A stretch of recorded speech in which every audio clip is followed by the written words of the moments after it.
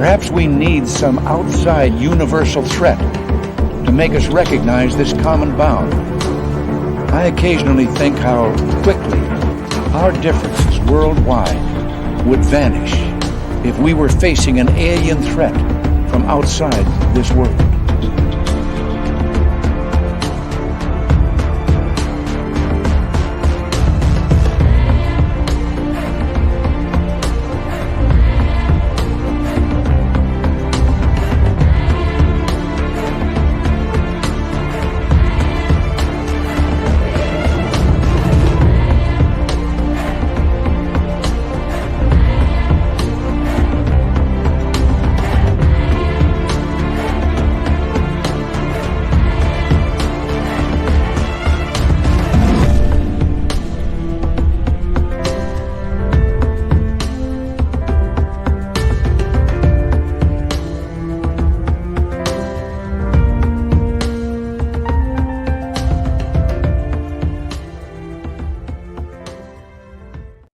Welcome to this Friday night edition of Spaced Out Radio tonight. And I know you're all excited. I'm excited because R Keith Andrews is back with the ET Connection. Courtney Marcassani will be on later for the UFO report. My God, it's going to be exciting tonight. So much news came out today. It's going to be wild, and even more wild. We might have to do a little overtime with that. Maybe have to. All right, all of you are here as well. We got Race Fan in the gold medal position and B with the silver. Tim Mothman and his goatee with a nice bronze medal tonight. So thank you all for coming on in. Michael Morris, Chris 716, Roy Boy, and Kathy Evans. Good to see you all. Hi, Forrest Louie, Brown Dwarf, and Roger Murray. Good to see you all. John Melland, how you doing? John Melland will be signing autographs after the show. Line up to the left of the studio if you don't mind. To the left of the studio. Y2K2MI, how are you, man? Good to see you. Hi, Toe Tag and Tina Smith. Dragonfly, Lisa C. Mama Susan, good to see you all. Jessica Davenport, good to have you here. Lightwalkers, Cosmic Joe, good to have you back. And Deer Slayer, Eternity Eternal, and the lovely and talented Kira are here. Let's scroll on down. We got Rich Buddy, Deer Slayer, JSCO, thank you for coming on in. Eternity Eternal, good to have you back. Rich Buddy and Dutch Hank, thanks for joining us. Nikki in Seattle is here. Nikki will be signing autographs after the show as well. Line up to the right of the studio if you don't mind. To the right of the studio. And if you're lucky, pay an extra buck. She'll give you a psychic reading. She will. Lee the Bee, Jerry Carter, and Luscious Jewels are here. W. David Page, thanks for coming on in. Toe Tag again. Good to see you. As we continue on with roll call, there's our man, Digger Dog. Can't wait to see you in Reno, my man. Cannot wait to have some fun with you. Fast Hemi, good to see you as we continue on. Marty Burback, he'll be in Reno. That's always a good time. Bar Madison, thank you for joining us. And let's check our Facebook side. We got Sparkles. Yeah, Sparkles is there. We love you, Sparkles. Hope you're having a great time. Continuing on here, Balletia, my man. And who else is here? Paula Fost. Nice to see you both. Jeeves, Mr. Cowley. And who else is here?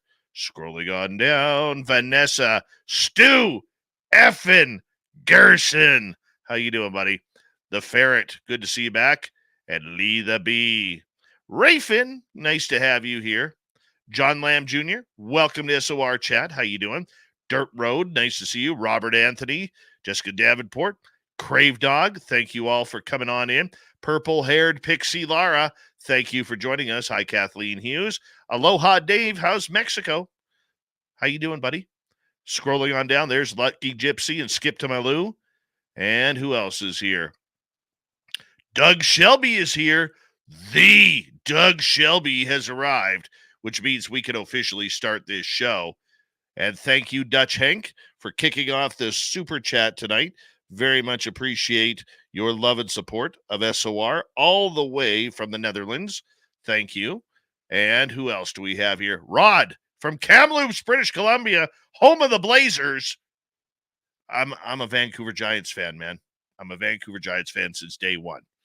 I almost made their coaching staff one year. There's a piece of Dave history. Yeah, in their inaugural season, too. SG Nav Spotter, thanks for coming on in.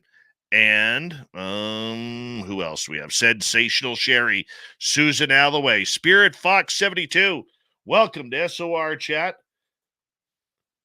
Thank you for joining us on the radio side and podcast side of Spaced Out Radio.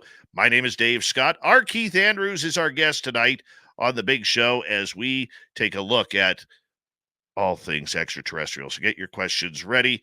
There's Keith. We'll bring him in momentarily. And who else? We're continuing with the roll call. There's Bill WD-40 lubing us up for tonight's show because you always want to go to a show nice and smooth. Hi, Lucky Gypsy, Rock and Rory, Slow Motion, Laura Lobbs. Thank you for coming on in. And let's see here. We are caught up. Hi, Nina Williams. How are you? And remember, the super chat is open. And you can shop at our Spaced Out Radio store. Get your horns up, everybody. Actually, not yet. We do not have ugly swag. See, I'm all excited. Keith is here. Throw those horns up. Let's rock.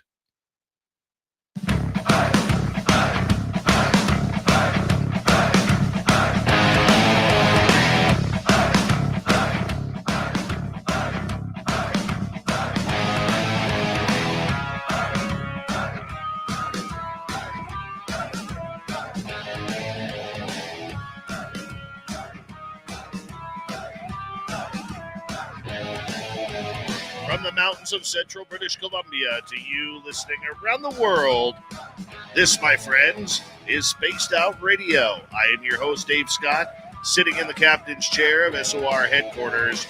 We welcome you to tonight's show on our terrestrial affiliates around North America, digitally on Odyssey Radio, TalkStream Live, and KPNL. All of our archives are free. You can join us at youtube.com/Spaced Out Radio.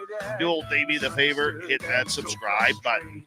You can follow us on Twitter at Spaced Out Radio, Instagram at Spaced Out Radio Show, and on Patreon in the Space Travelers Club. Our website is spacedoutradio.com. We have a plethora of features for you. Rock out to Bumblefoot, read the news wire, check out our swag as well. Tonight's show is brought to you by Chive Charities. Help make the world 10% happier by visiting Chive Charities today. You can find them on your website. Make that our website. It's going to be a fun, interactive show tonight. R Keith Andrews and the ET Connection are back here on Spaced Out Radio. Then in hour 3, Steve Stockton from Among the Missing has another creepy story to kick off that hour. Follow that up by Courtney Marcassani in a major UFO report today. There's so much UFO news. I don't even know if we're going to be able to fit it all in, but we're going to have a great show nonetheless. R. Keith Andrews is a lifelong experiencer of the unknown and what we call the phenomena. Since childhood, he has been abducted by aliens. He has had ET contact, and now he spends his time counseling those who have no understanding of what they're going through, whether it's ET contact, seeing UFOs, paranormal phenomena, or just weird, strange things happening all around. Keith helps people, guides them through what they are going through with logical, plausible explanations. And each and every month he comes on here on Spaced Out Radio to help all of you with your questions and concerns about everything to do with ETs, aliens, UFOs, and other things that might inhabit this planet. R. Keith Andrews, always a pleasure to have you on Spaced Out Radio, my friend. How are you? Oh, we got to unmute you here. You got to unmute yourself. You've muted yourself. I don't know what's going on. You know, the one weird thing about Keith, I can say this. Okay, Keith, can you hear us? He's struggling. Yeah, I can hear you fine. You cut out periodically, but... You know, the one thing that's strange... Are you hearing me on your end? You're fine now. The one thing that's always strange about when we bring you on, you usually come into the back area of the green room of the studio about 30 minutes before showtime, and you and I have a completely clean connection. Then the second that we hit that start button and go live, your connection always goes weird on us. I don't get it. I don't understand it. I have an odd effect on computers. It's that simple. I was on live on my stream for 2 hours today without a hiccup. It's So always, I gave up always. trying to figure out the why. Well, it's always good to have you here, my friend. We are rolling on extraordinary times with a lot of UFO news happening in the world today. And I know you don't follow the news, you follow people, and not UFO celebrities, not people who are talking at conferences. You're the type of person who follows regular people and tries to help regular people with their experiences without the celebrity status. Why do you do it that way?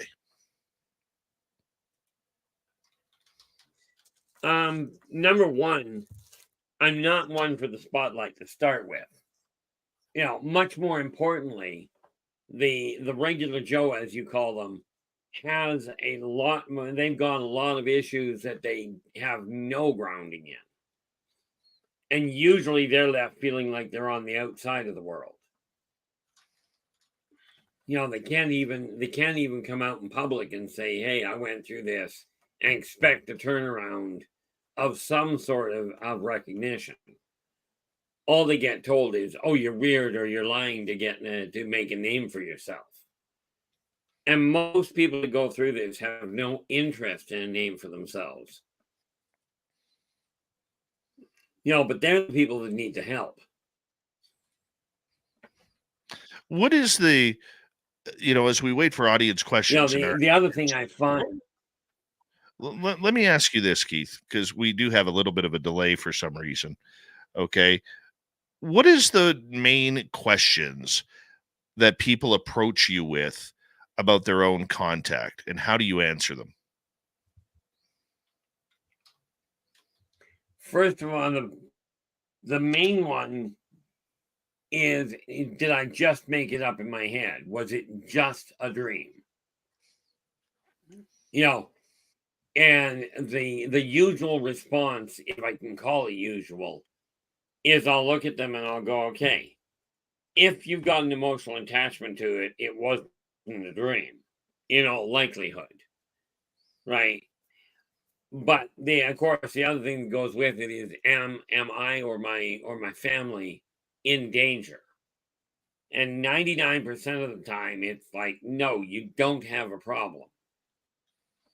But the thing is, so many people go, I just want to have an experience. Then they have it, and then they go, I wish I hadn't had that.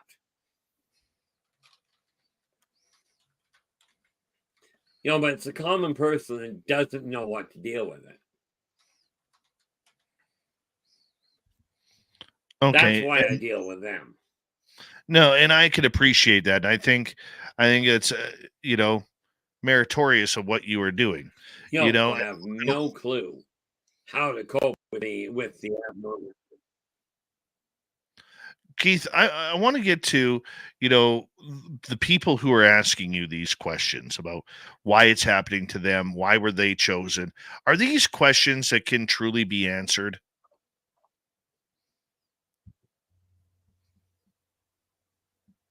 You say, can they be true and truly be answered? Yes.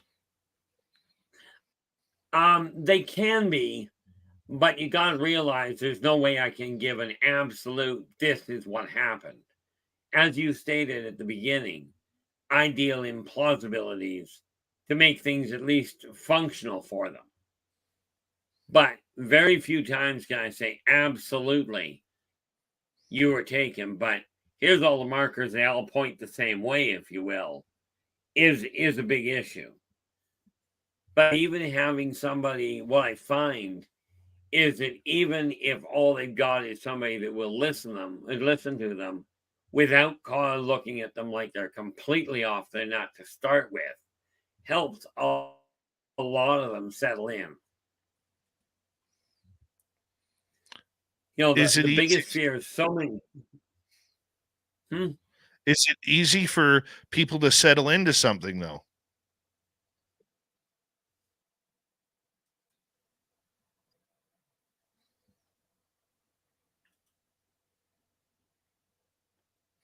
Keith, can you hear me? I didn't get all the question. I said, is it easy for right now? Yes. Okay.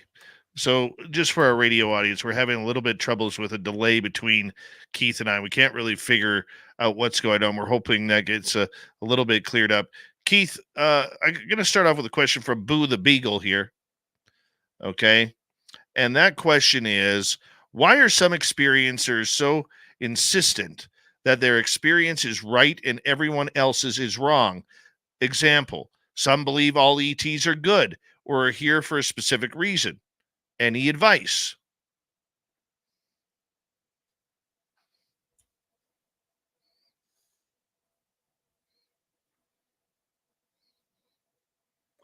Well, number one, many people, because the experience is so real to them, they take the other side of it and go, mine is absolutely correct. It's almost a plea for their own sanity. Okay, because it's really disconcerting to think that this felt so real and yet isn't. That's the first part of it. The other problem that goes with it is that, the people that think all aliens are good or they're here for a specific reason, you can't pin any one idea down with any race. You have good, you have bad. You've got people that are just here for a joyride, people that are here for a purpose. I mean, you take a look at the human race. There are as many reasons for off-worlders to come as there are reasons for a human to go to the beach.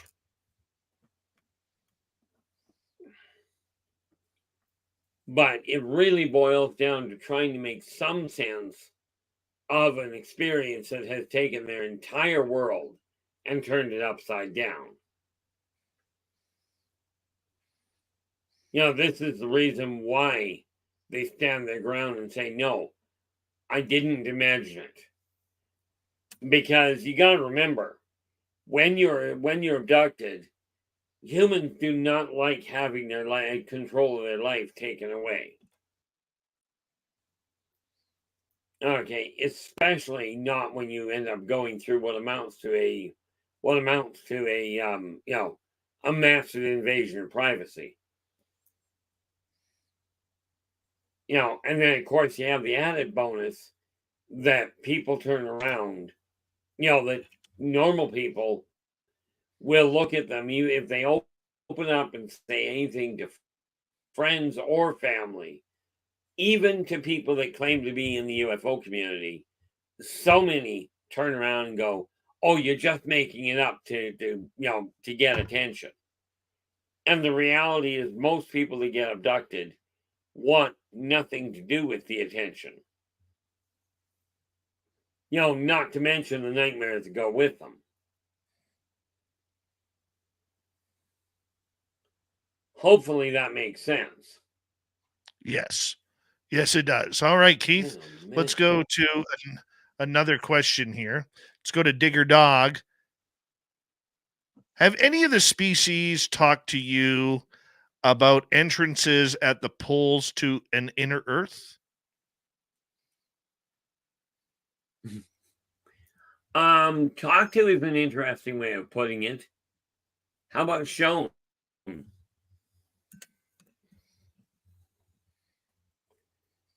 In other words, I know what's in inner Earth. I know how people can't get down there because they've got a really neat security system. But yes, the poles do access inner Earth. There is an entire civilization down there.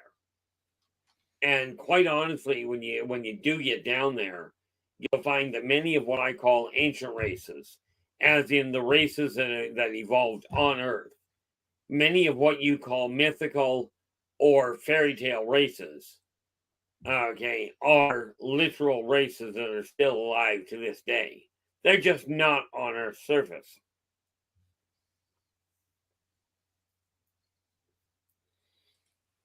Where are they? But this is one of the reasons why I say in inner Earth.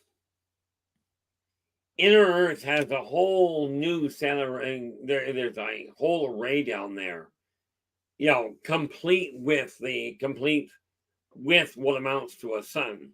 I mean, the way they built it was remarkable, but there is a sun spark in the heart of the Earth that is what keeps everything moving.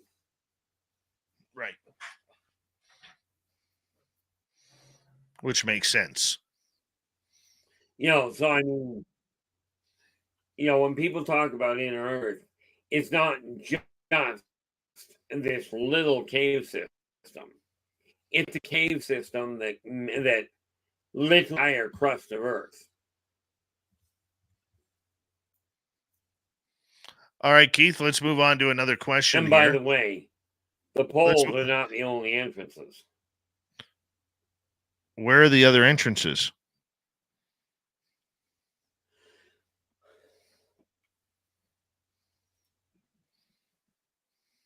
Usually in the heart of some of the thicker forests.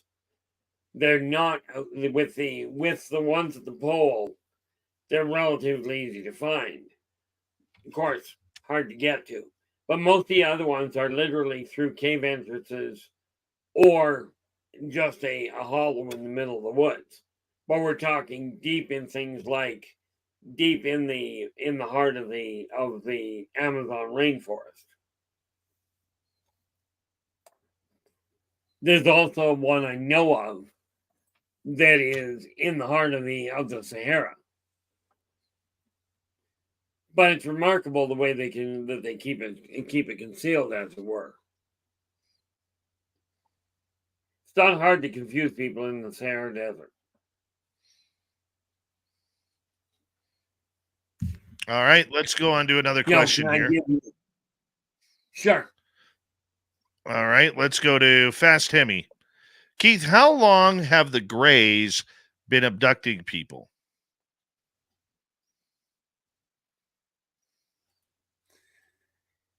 Rough guesstimation, about 1 million years.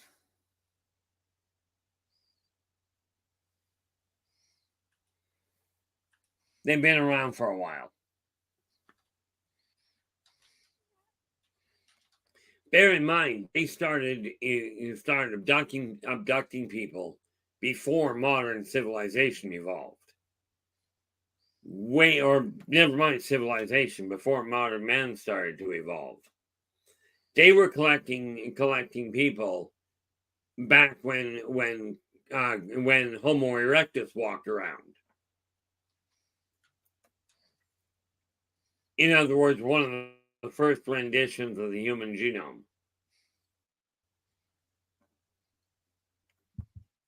Well, so this isn't a new thing. It's not any sort of a threat. Okay, let's continue on. We got about 6 minutes here. We got about 6 minutes here before we have to go to break. At the bottom of the hour, R Keith Andrews and the ET Connection. Keith, let's go to Super Crazy. Is Skinny Bob, the alien, real or fake?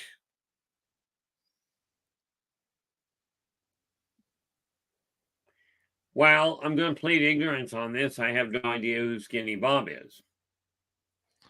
Well, let me explain here. Skinny Bob was an alien gray, about 4.5 feet tall, giant head, black eyes, wearing a silverish black bodysuit that was allegedly on a video out at Area 51. And cute little guy, to be honest.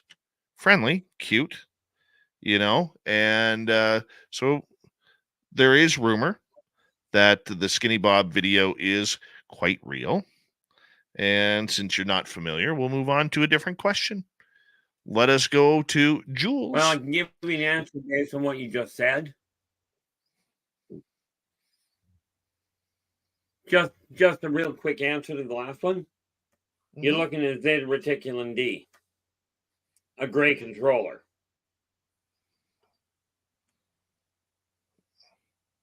What's a gray controller? And since I know they've been in Area 51,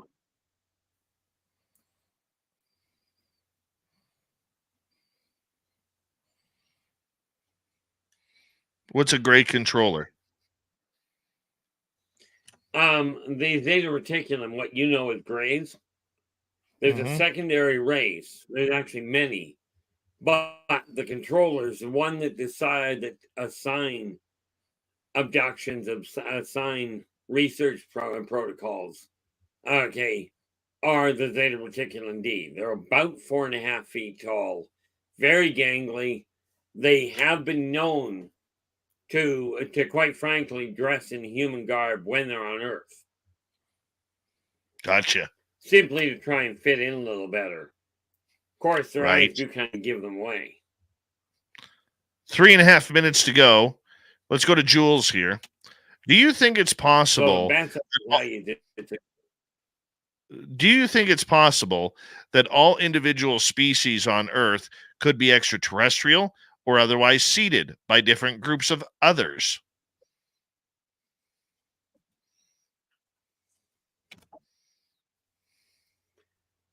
Okay, technically the question being, is it possible? Technically, the answer would be yes. Is it the way it happened? No. No, the essentially the massive majority of species on the planet evolved here. Some had a little bit of help, but they started off here. Okay. Okay, so no, Earth is not. The only way you can sort of misconstrue it is that humans, the body was built for spirits. Okay, but they weren't seeded.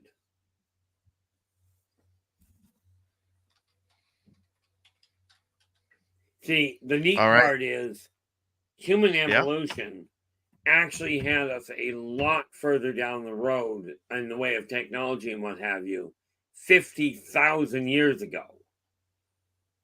And it was humans at that time that colonized Mobius on the other side of the sun.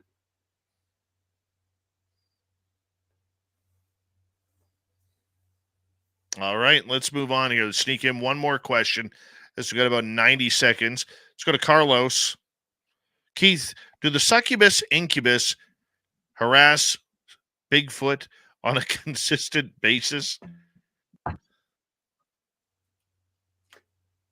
No.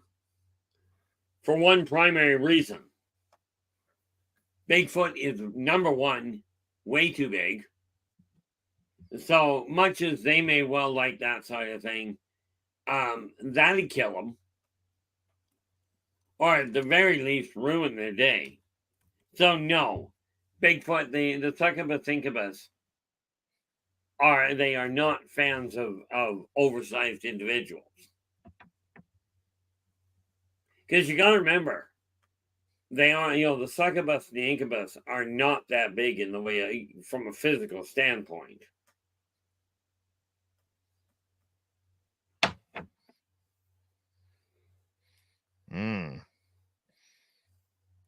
All right.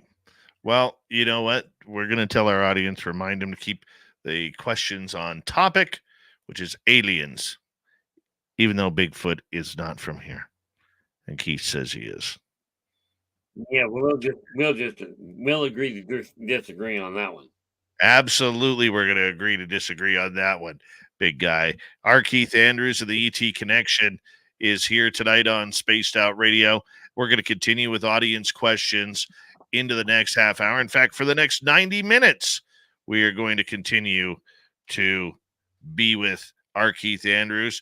Yeah, it seems a little strange. It's a little bit different than what we normally do, but we love the audience participation when Keith comes in and starts throwing the woo around like it's a fastball coming down the plate. It's up to you to take that woo and nail it right out of the park. Spaced Out Radio continues right after this with R Keith Andrews and the ET Connection. Stay tuned. We will be right back on Spaced Out Radio.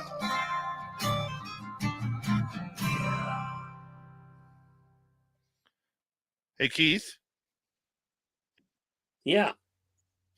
Oh, you're hearing me in real time now. I'm hearing you fine. now. I have Let's, no idea what the hell is going on.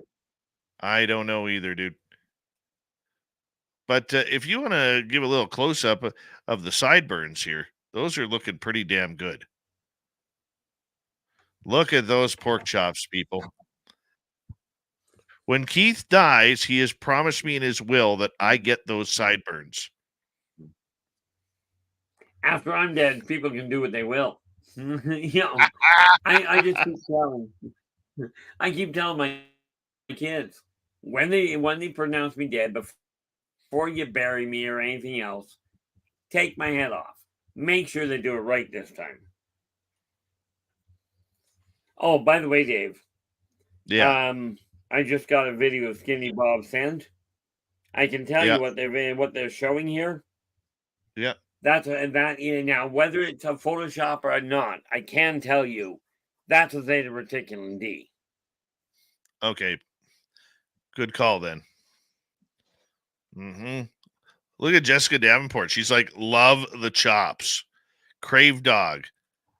Great chops, no doubt. Operation Side Shutdown. Sideburns with a crown there. All right. Bobbert, how you doing? Paul Demon, how you doing?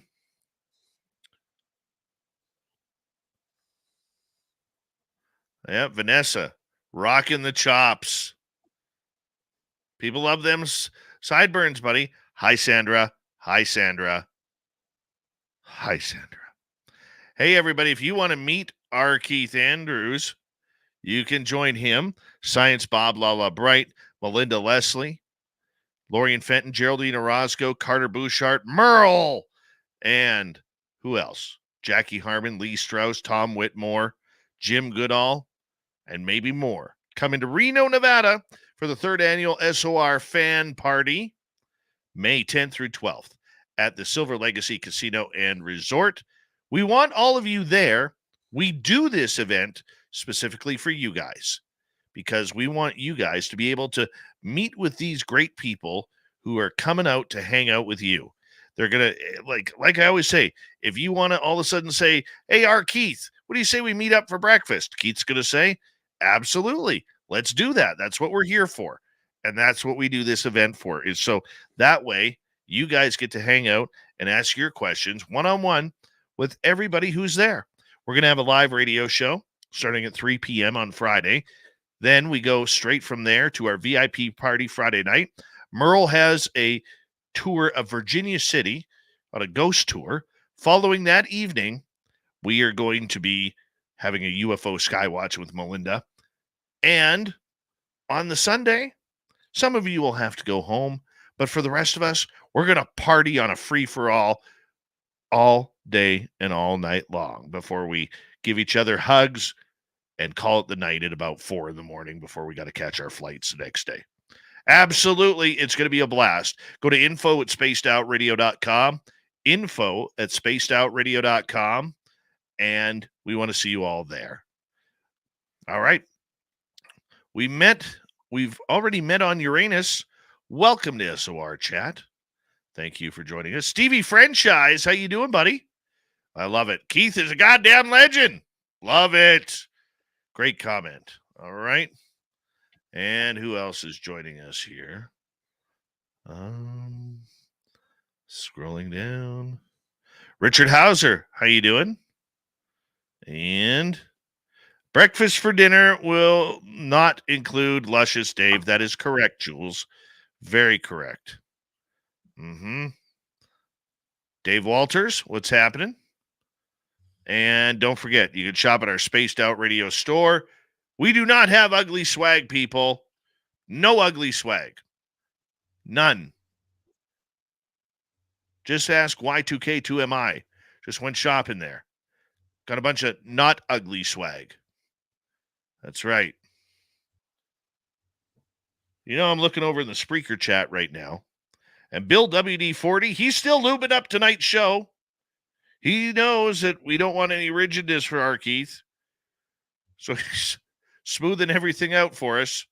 We appreciate that. Little bit of lube goes a long way, people. Little bit of lube goes a long way. Mm-hmm. All right, we got about 15 seconds, Keith. 10 seconds, Absolutely, Keith. I'm here. No, we haven't got Blob Swag yet. It's coming. Algaray on Twitch, how you doing?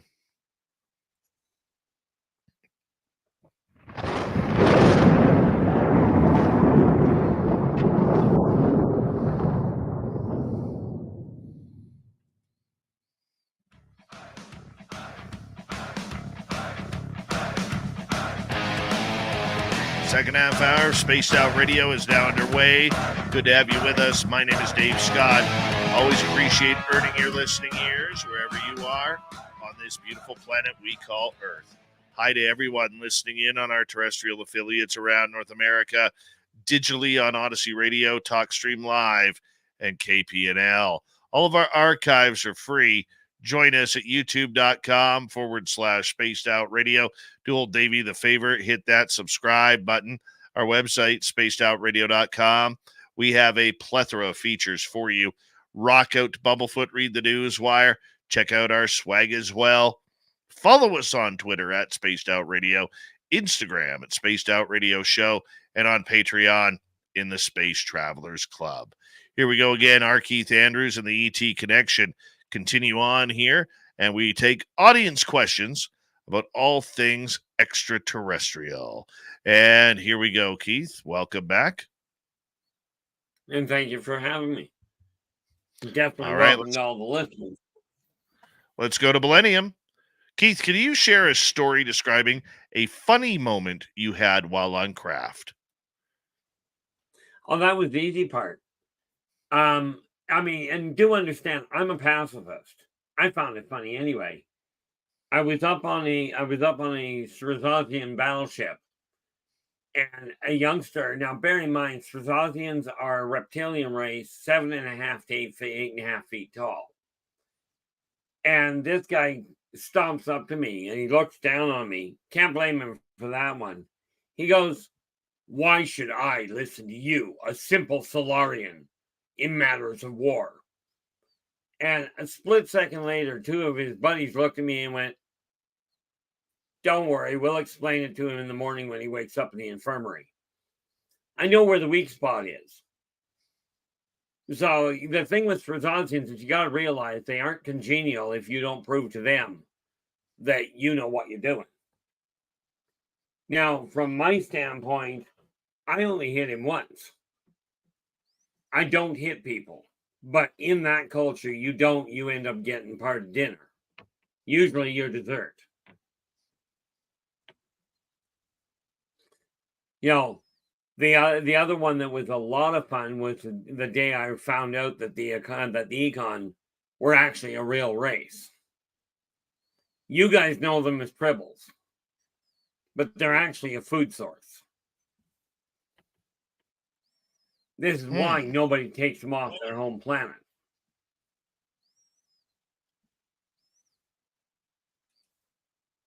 All right, let's get to another question here, Keith. Let's go to Super Crazy.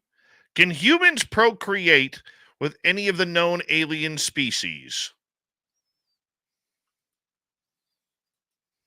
Many of them. The most obvious would be the Mobians. Bear in mind, Mobians are human. Okay, they colonized Mobius about 50,000 years ago from Earth. Okay, there are a lot of other races that fit quite nicely, and I'm still trying to track down the name for it. Humans could procreate with the Nordics. They, much as they can play with the Greys, they do require the scientific intervention to create a hybrid, not a half-breed. Now, the ancient races, on the other hand, the ones that grew up and that evolved on Earth, many of them are cross-compatible. You know, the real qualifier is you simply have to pick a race that is bipedal and roughly human-sized. The one type, I ran into a chap one day that told me he was a natural half-breed Anunnaki, which is physically an impossibility. Because you got to remember, the small Anunnaki, when they're mature enough to procreate, are 15 feet tall. Now, you're just not able to do that with a human.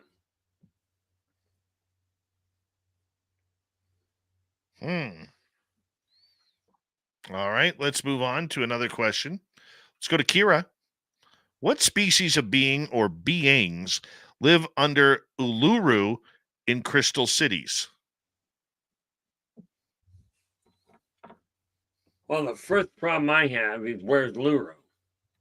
Uluru. But that being said, okay, same problem. I've never heard of the location. But It's in if they're Australia. in crystal cities, the odds are you're looking. Okay. Okay. Now, that tells me two things. One, now you have Vulcans that I know live under there.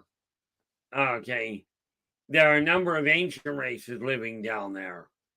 But if you're looking for off-worlder down in Australia, you are likely looking at Muldock. Is Ayers Rock by any chance what I call Red Rock? Yes, I do believe so. Red Center. That Ayers Rock. Uluru is also Ayers Rock. Okay. That being said, that means you're looking at the Cheetawari. They aren't an alien race. They evolved here. They actually originated in Africa. But they've been here long enough to be actually on Australia when Pangea broke up. Which is why they're still over there. But they're not an off-world race. The Vulcans that are there, on the other hand, are.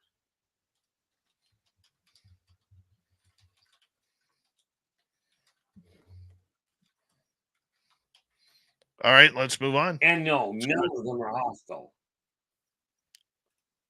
All right, let's go over to Y2K2MI. Keith, are there alien bases on the moon?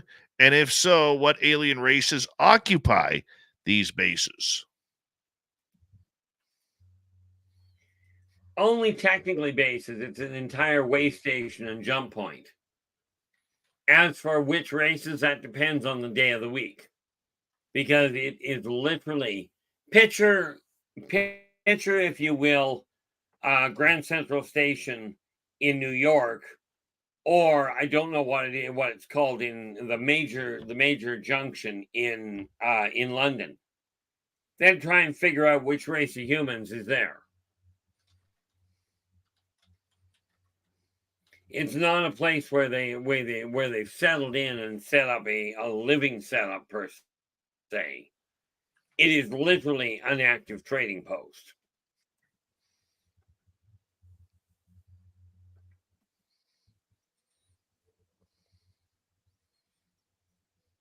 And literally, I've seen in excess of 150 different races go through there in a single day. The thing is, what's happening is it all takes place. They've geared it so when they depart the moon, they go on a dead run away from Earth to leave the moon directly behind them. Their flight path is completely concealed by the moon itself.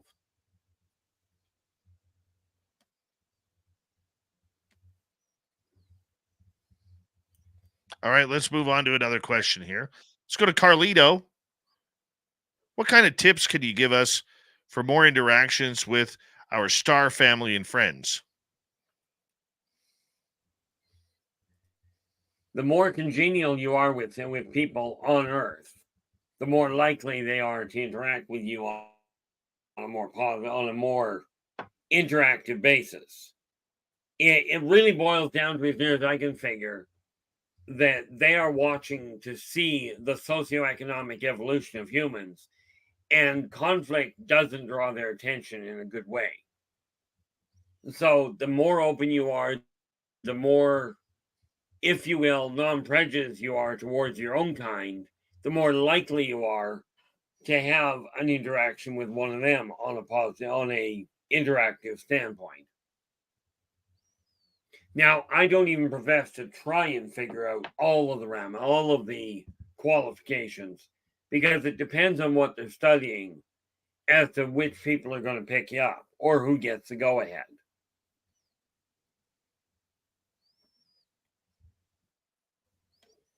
All right, let's move on. But Let's the one go. thing I will tell you, We're going to move on here, Keith. Let's go to Jeeves. Is Dave an alien? Am I an alien, Keith? I wouldn't tell you. I can tell you off channel. There is no way I'm going to tell you on channel. I already know. I know. I know. All right. Let's go to Trebor. Keith, have you thought about or asked them, the ETs, to let you return with a physical artifact? Thought about the answers, yes. Have I even bothered? No, humans are not ready for the truth of it. Humans are still afraid of humans. Showing them that they are not alone is way too much of a complication. And besides that, with the number of people that will turn around, and I mean the so-called scientists, that will turn around and go, either, no, it's not real, then they'll bury it and you'll never see it anyway, or they'll try and weaponize the thing, which is probably a bad idea in most cases.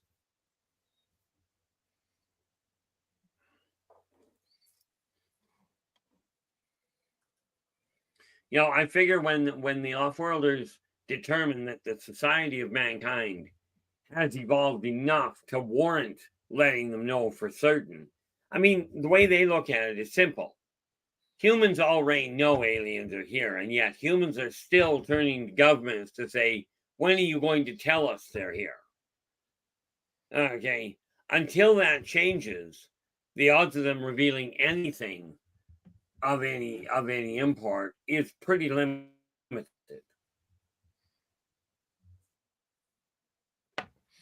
All right, let's continue on. Let's go to Super Crazy. Who or what created humans? The Elfid race, built for the purpose of war. The Elfids are not off-worlders, they're an ancient race. And they built them. They built the human race, quite frankly, to handle war. Humans at that point were easier to repair and procreated much quicker than the Elfid race did. Now, the neat part is people think, understandably, that the Elfid race are a myth. They are non-existent. Okay, what it is they've gone into hiding.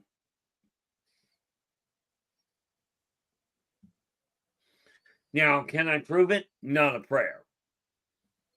But half the reason mankind is still violent is because it was built for it. You know, the reality is, though, that mankind has the opportunity, and we know this because the Mobians evolved to that point. They had and it's a long story, but the Mobians had a leader that said, look, we got to work together. If we're gonna survive on this world, we have to work together. And they did. And there was a group of them that simply decided they reached the point where they could, and they left the planet and left the rest behind, who consequently ended up killing themselves off, much like mankind has done many times since.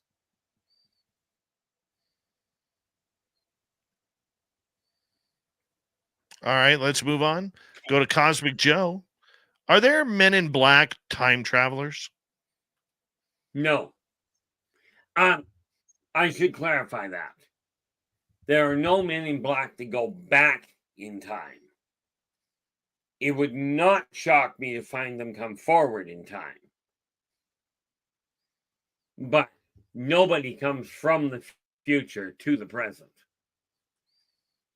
There's a lot of reasons for that, not the least of which is the damage it would do to reality itself. But coming from the past, it would not be a shock. It's just reverse time travel, as in going back in time, can't be done. I'm not arguing with what people have said or what people have claimed. Okay, it's just my understanding of time travel belies that option. Coming forward in time is easy. Well, more to the point, it's doable. Problem is, once they get here, they can't go back.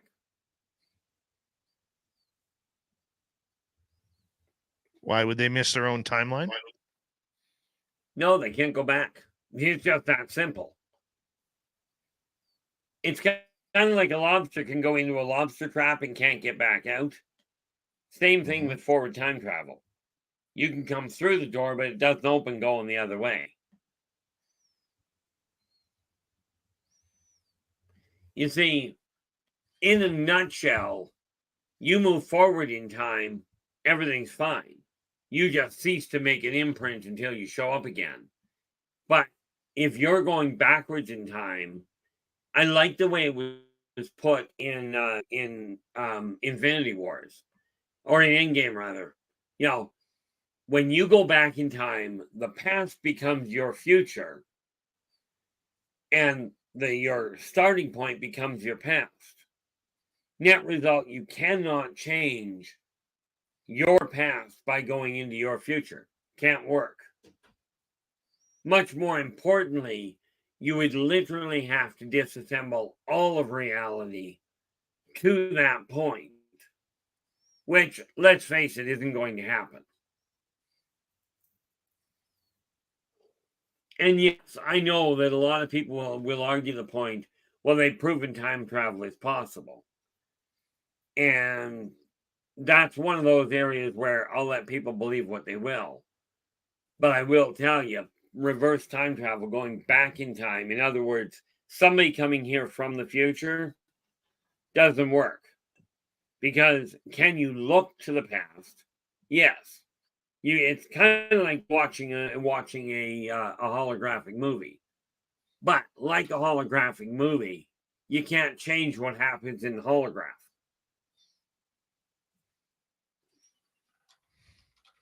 All right, let's sneak Hopefully in that some. makes sense. Yes, let's sneak in some more questions here. Let's go to Paramarv, who is asking, we've heard stories about jump rooms here on Earth to go to other places, the moon, Mars, etc. Can you confirm, or do you have any thoughts on these?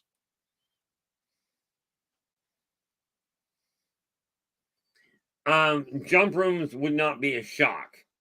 Okay, basically what you're looking at, I actually only just found out about it the other day. Apparently, what you're talking about is what has been qualified as a Stargate. Basically, it folds time, or not time, it folds space. Okay, it's a localized, controlled, stable wormhole. Okay, people utilize them to get around Earth as well. Although the ones on Earth, they tend to utilize by accident. Now, am I going to tell you where they are? No. No. Let's go to Carlito, or Carlos, pardon me. Keith, will the Greys kill humans if they get near their children? Not unless humans are trying to kill the Greys. The Greys are not a violent race. Or maybe I should say the Zeta Reticulans aren't. That's probably better. There are. Well, the reason I say that is because there are at least 15 different races I'm in the process of identifying as members of the reticulan species. Okay. The difference between that and the different human races is the reticulan races are literally bred. They literally are born into a caste of whatever it is their specialty is. Your Zeta Reticulans are your scientists. Okay. Your Beta Reticulans are the horticulturalists. Okay. Now your Meta Reticulans, those are your combat specialists for when you have to go to war. Now, you get near a Meta Reticulan child, and number one, you're in a place you really shouldn't be. You're probably in the hatchery, and that means you're going to get probably beaten up pretty badly. Understand, Meta Reticulans are still the same size as Zeta Reticulans. The difference is they wear powered armor, which is where some people get the idea that they're androids.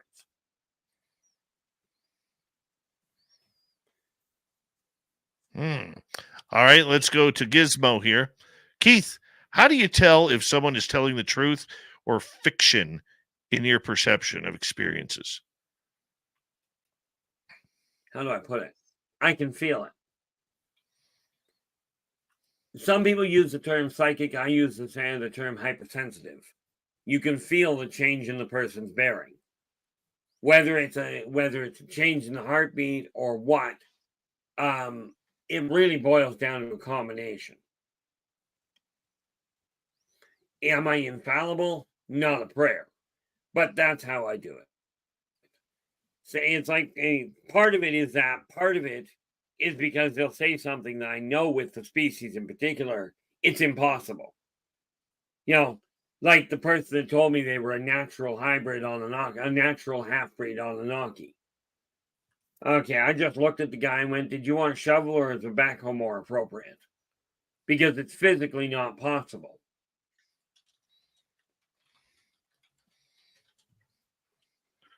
Two minutes to go here, Keith. And we'll get in another question here. This one from Super Crazy. Are most aliens for or against disclosure to us Earthlings? That's kind of a mixed bag. But the people that run the consortium, the Council of 12, are dead set against it. Primarily because if it were to just come out and the aliens were to come down, mankind society, the one that is supposed to evolve under its own guidance, would collapse. Okay, picture what would happen if all these religious people that say, no, aliens don't exist, and this is how they built their entire belief structure, all of a sudden gets thrown out the window. What's going to happen to the stability of Earth? And I mean of the civilization. People don't handle face-to-face corroboration or proof that we're not alone.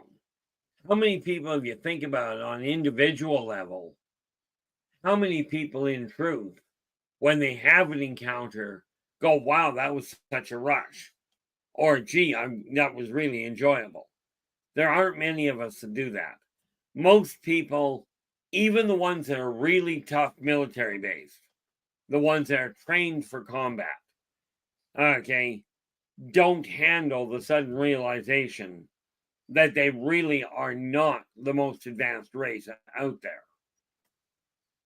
Humans are, by and large, a very infantile race. And I know humans don't like hearing that, but the consortium, the council, just simply goes, no, we're not doing that. In most people in the general population, most of them go, well, with the amount of people reporting it, okay, why don't they listen to each other instead of waiting for the prevent? Let's go to commercial break here, Keith, as we continue with R Keith Andrews and the ET Connection right here on Spaced Out Radio. We're going to take more audience questions when we return, and there's a lot of good ones, answering a lot of questions. That's what Keith does once a month at the beginning of each month here on Spaced Out Radio. We will return on the mighty SOR.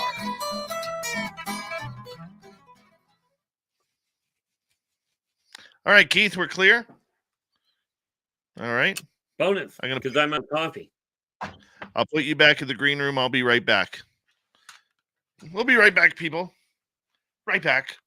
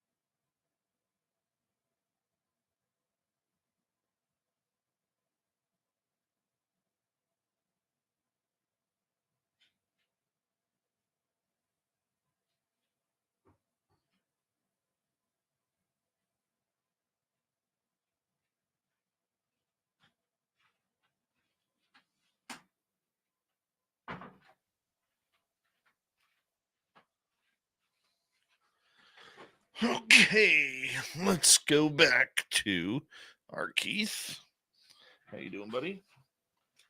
Not bad. How about you? I'm all right.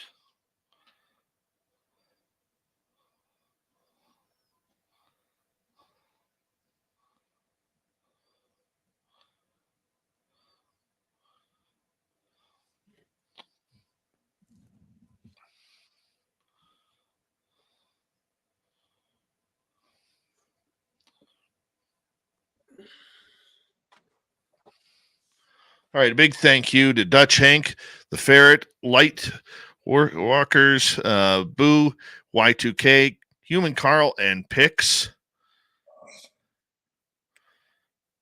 Thank you.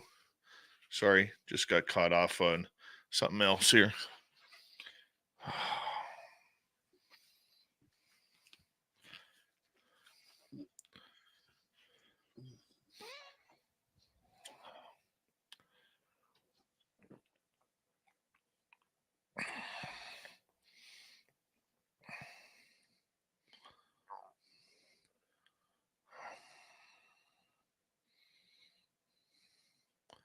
Seeing if there's other questions.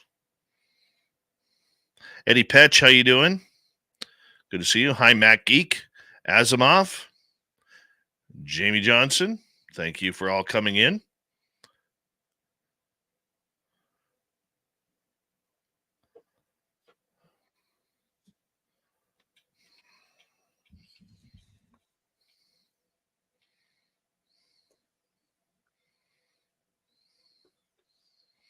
All right, we got about 20 seconds, 25 seconds here.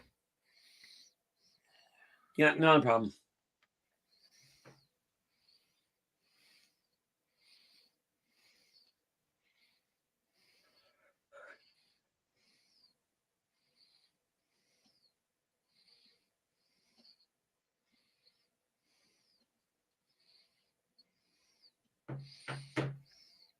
Carlito, thanks for adding to the super chats. Here we go. You're listening to Spaced Out Radio with Dave Scott. Follow Dave on Twitter at Spaced Out Radio and on Facebook, Spaced Out Radio Show. Hour number 2 of Spaced Out Radio is now underway. Thank you so much for joining us. My name is Dave Scott. Very much appreciate earning your listening ears wherever you are on this beautiful planet we call Earth. Hi to everyone listening in on our terrestrial affiliates around North America, digitally on Odyssey Radio, TalkStream Live at KPNL. All of our archives are free. Join us at youtube.com/Spaced Out Radio. Do old Davey the favor, hit that subscribe button. The Desert Clam has set the password for tonight in the SOR Space Travelers Club. Echinacea. Echinacea is your password. Use it wisely, Space Travelers, as the Clam sets a password each and every night right here on Spaced Out Radio. Our website, spacedoutradio.com. We have a plethora of features for you. Rock out to Bumblefoot, read the news wire, check out our swag as well.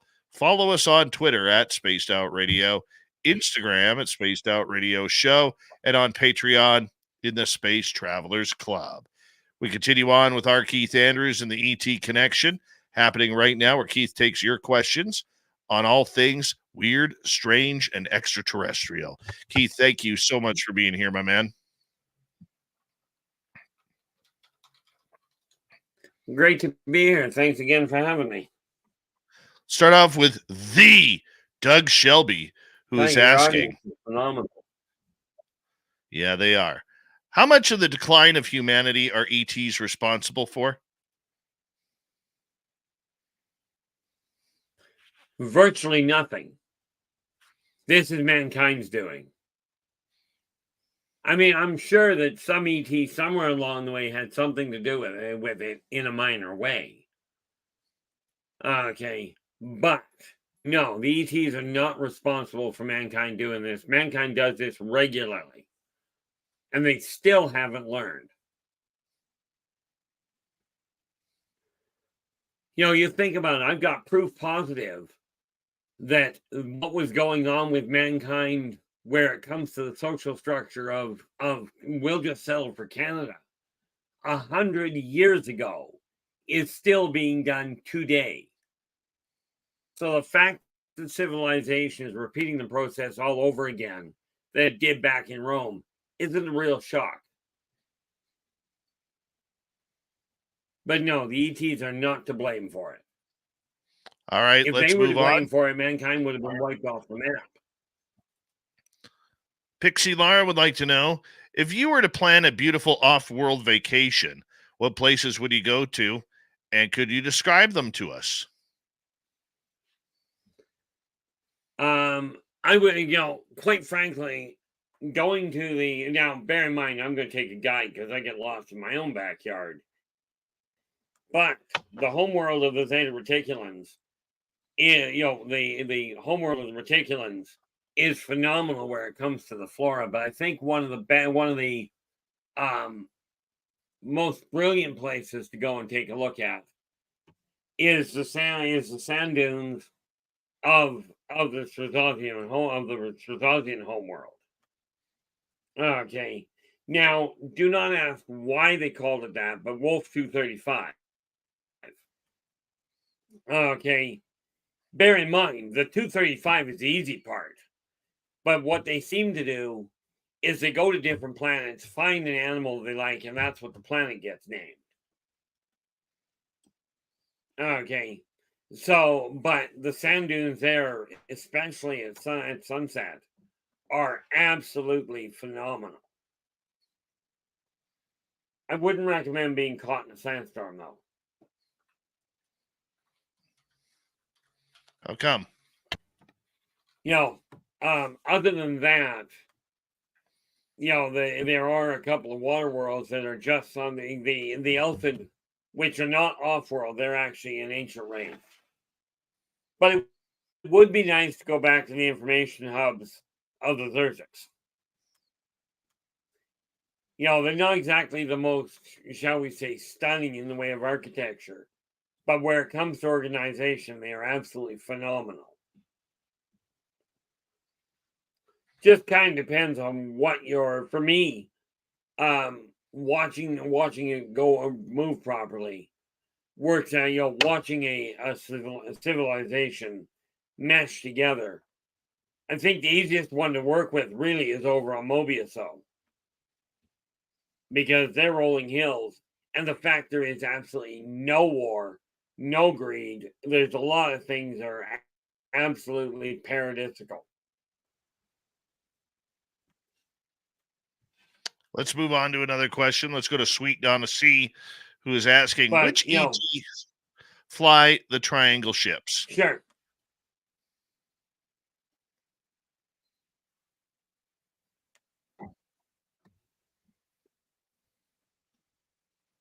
Which ETs fly the triangle ships?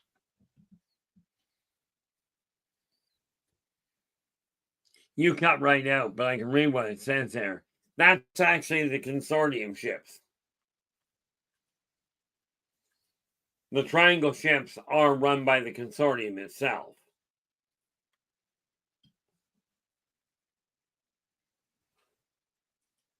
All right, let's continue on. Dave, let's go to Draculticon. Which alien species tastes the best in your opinion?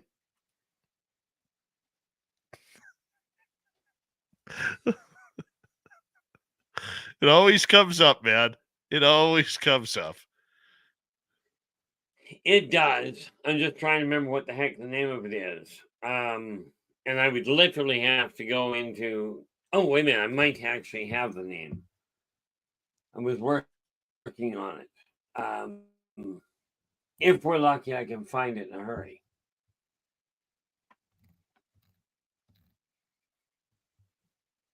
Let me just see. I'm trying to call it up because I'm working on one of my manuscripts. And I just gotta hope that I can find it. Because I don't recall the name, but I can tell you ultimately what it looks like. There we are. And of course, my eyes aren't working. Where are we here?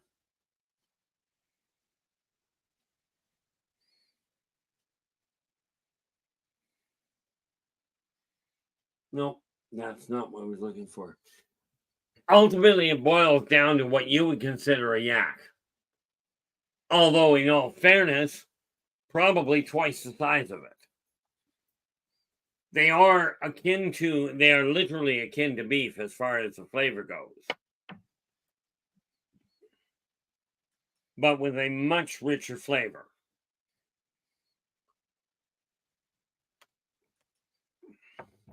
But yeah, ultimately it does just about always comes up somewhere along the way. Isn't that true? You throw a little hot sauce on there? Little Frank's or what? Personally, I don't like their hot sauce. Of course, personally, I don't like hot sauce to speak of anyway. but many people do.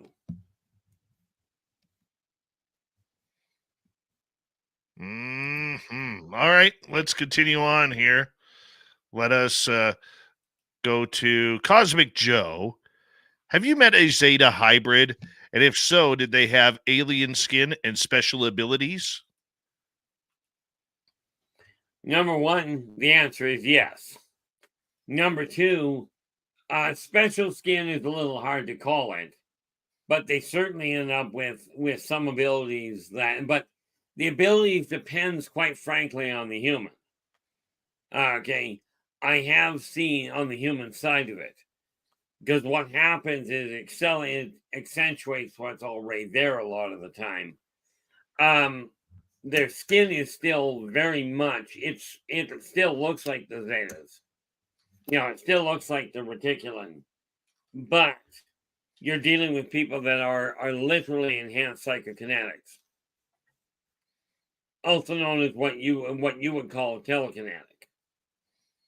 All right. Love it. Love it. All right, Keith, let's continue on here. Let's go to Rough Rider. Keith, would you consider an ET dream to still be alien contact? Depends on the specifics around it, but it can be. Because quite often what will happen is an abductee or a contactee that might be overlaid into making it look like a dream. But it depends on the feel of the dream when the person is reciting it. Okay, and that's the best way I can put it. Sometimes a dream is just a dream.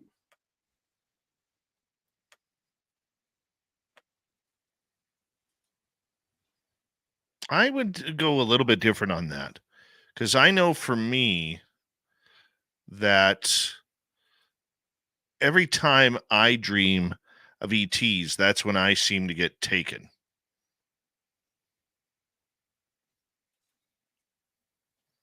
I agree in your case. Most of the time in your case, that's literally what's going on. But this is why I say, because of the way they do it, it will get overlaid and left looking like a dream. In your case, though, they're not entirely interested in burying it completely. The good news is you got their attention. I think that's good news. Okay, let's continue on. Let's go to Cindy. Keith, is it true that Mars was a moon of a planet that is now the asteroid belt? Not from the history I've seen. Mars itself was built of its own accord. The asteroid belt was a whole different ballgame. See, you got to look at the ramifications of a planet tearing itself apart or being torn apart. It would have left Mars ejected from the solar system. In all likelihood, under the circumstances, it would have likely ended up sitting somewhere about the middle of the sun, which, by the way, Mars won't work with and work through.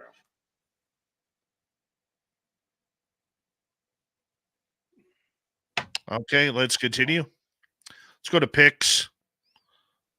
How deeply are human species involved with the moon day to day?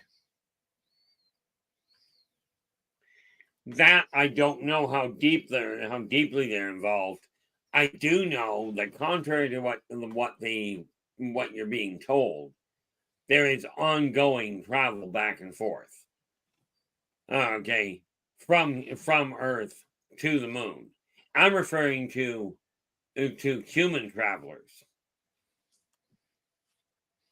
But how deeply they're ingrained in operating any of it, I wouldn't bet on anybody operating any of it, simply because the people that actually have shops up there, as it were, are all members of the consortium, and the human race is not a member planet yet.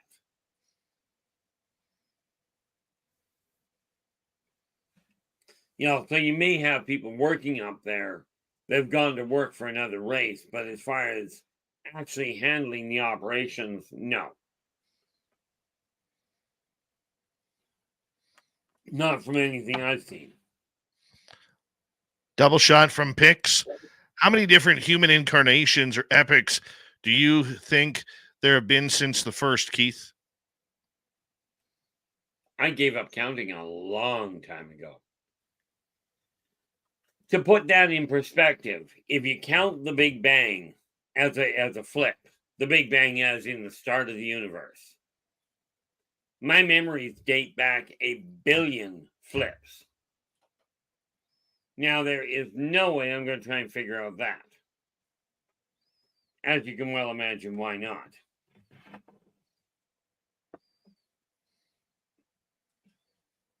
But I have on this planet, I've documented either 18 or 20 lifetimes this planet.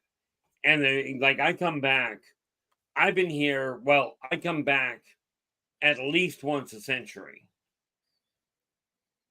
Sometimes I'll end up here twice in a century, depending on if it's right near the beginning or right near the end. Aside from the last one, died in 56, born in 63. That was kind of a rapid turnaround.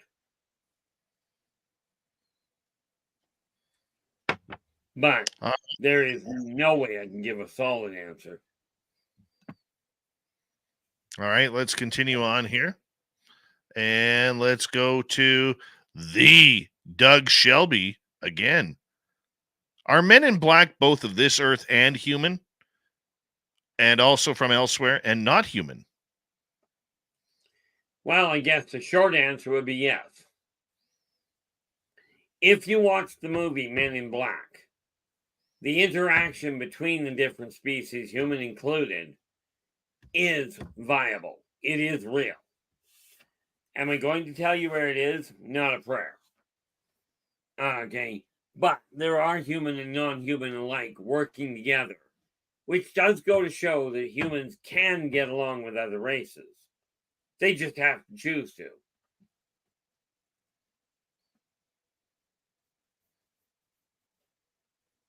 But yeah, it's very much a mixed bag.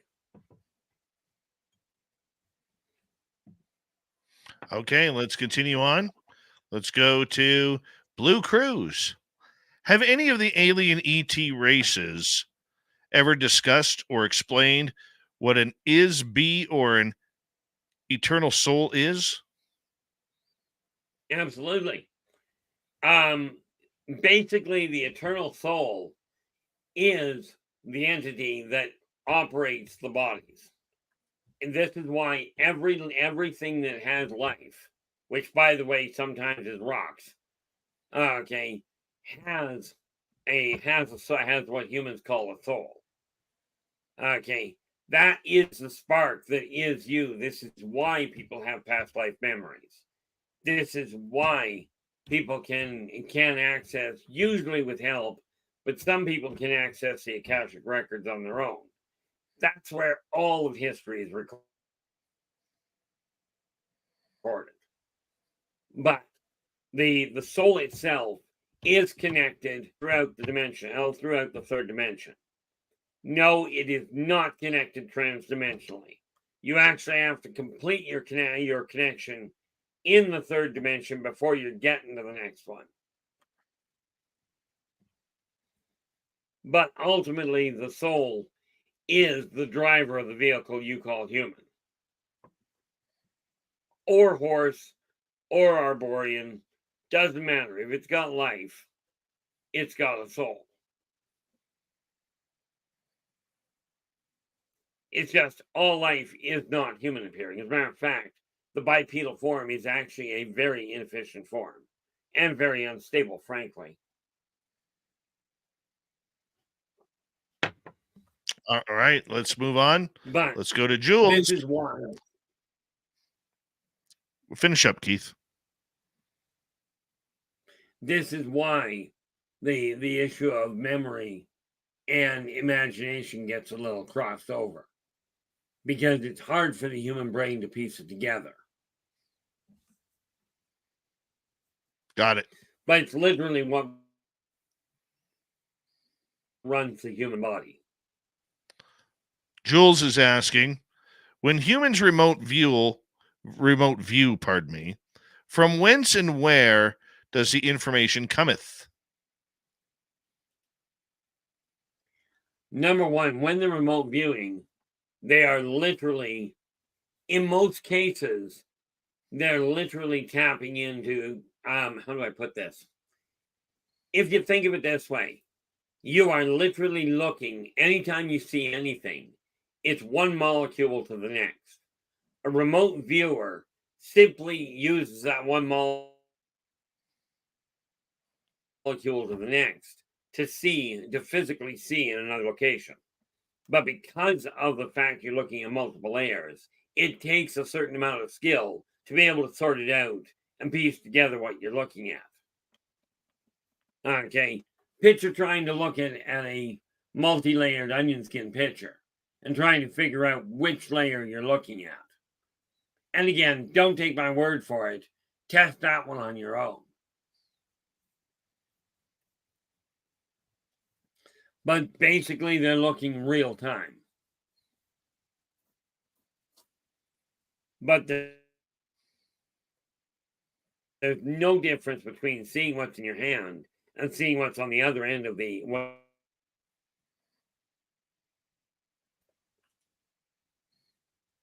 Keith, you're starting to break up a little bit here. So let's, we missed about the last 10 seconds what you were saying. Why doesn't that shock me? Basically, a remote viewer is looking real time on the other side of the planet. So, or wherever they're aiming for. It's a real time visual.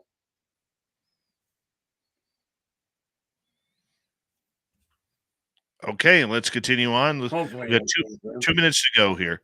Super Crazy is asking, do humans already have working spacecraft as large or larger than the Enterprise from Star Trek?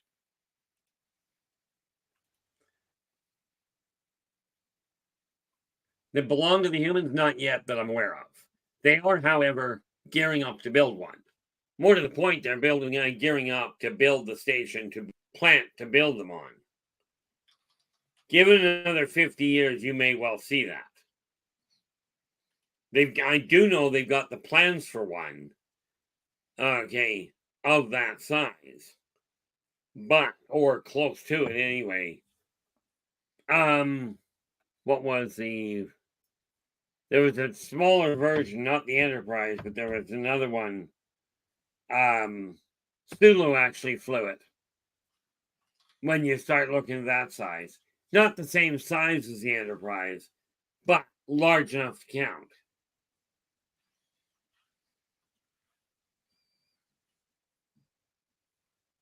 But I do know they're working on them. It's just they've got to get the plant built because trying to launch it off Earth, they don't have the power for.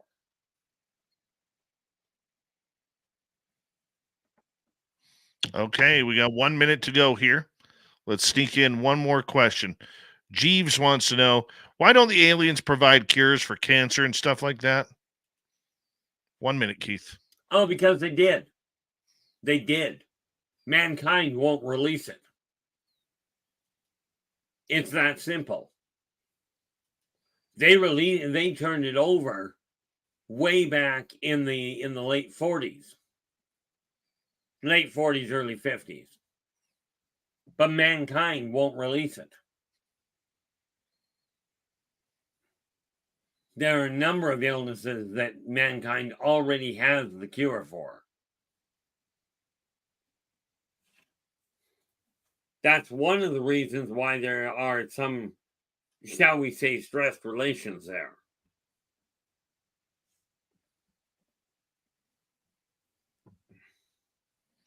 All right, Keith, hold on right there because we are going to go to break here. At the bottom of the hour, we have R Keith Andrews and the ET Connection. Continuing right after this, we have Keith until the top of the hour. We're having a lot of fun tonight. A lot more audience questions coming through. We're going to try and fit them all in. Spaced Out Radio continues with R Keith Andrews, the ET Connection, right after this.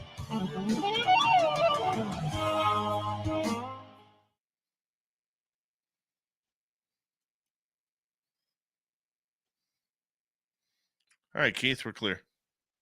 Okie doke. You cannot have this much trouble on the rest of your shows. I don't know what it is. I'm just curious. Is your son streaming right now with video games or anything? Not that I'm aware. I went last time he was sleeping. Right. Charlie Don't Surf, how you doing? Huh? I was just saying hi to Charlie Don't Surf. No, when I went up earlier, he was asleep and the TV was off. As was his computer. I'll ask this question off the air. Jennifer wants to know, do you have any insights to healing chronic pain and illness? There's a couple of things you can do. The easiest one is literally take your hand. Now I don't know if she can see. Oh, we're off the air anyway. If you take your hands, put them about a 1/4 inch to a 1/2 inch apart, you'll feel energy running between them. So you build that up with one thought: heal. Your body already knows what's wrong. You focus on that, and it will accelerate the healing and the pain reduction of what you're going through. Now, on a simple note, if she's planning on being in Reno, I can show her directly. But we are going to have to wait for 2 months.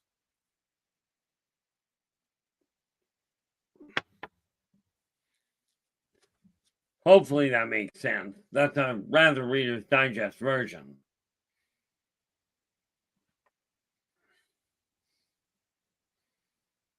The other trick that she might be able to, that may work for her, is take the palm of your hand, put it palm down on anything that normally sits on the ground. A heavy chair, a table, a wall, and just literally feel the excess energy run out of the palm of your hand into whatever the item is. Okay, feel it dissipate. Again, run that word heal through your head. It'll stabilize things, and you'll find the pain collapses.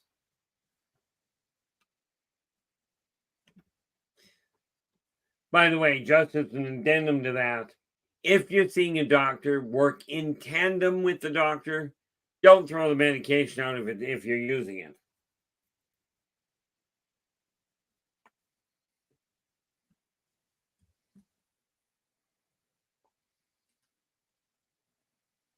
But those are the 2 easiest methods to deal with it.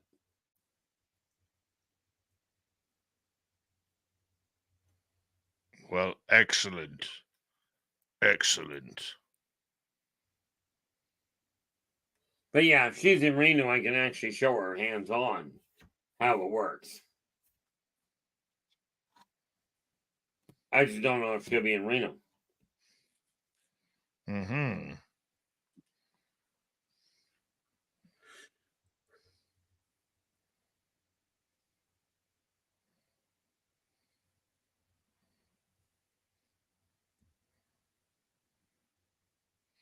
All right, we got about 90 seconds.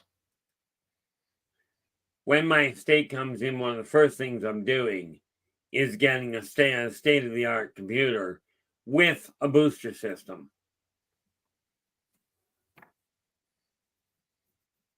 It just happens to be one of the things I want, so I'm getting it. I don't know if that'll help or not, but that's what I'm going to work on.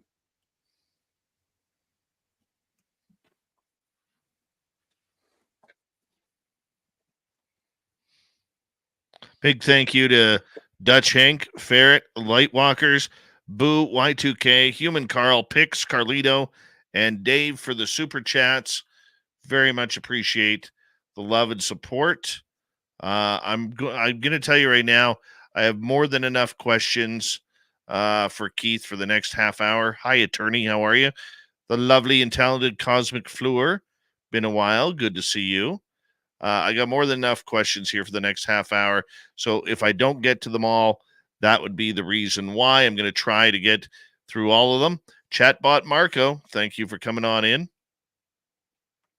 And we are caught up there. Don't forget to shop at our Spaced Out Radio store. No ugly swag there, people. Hi, Chris.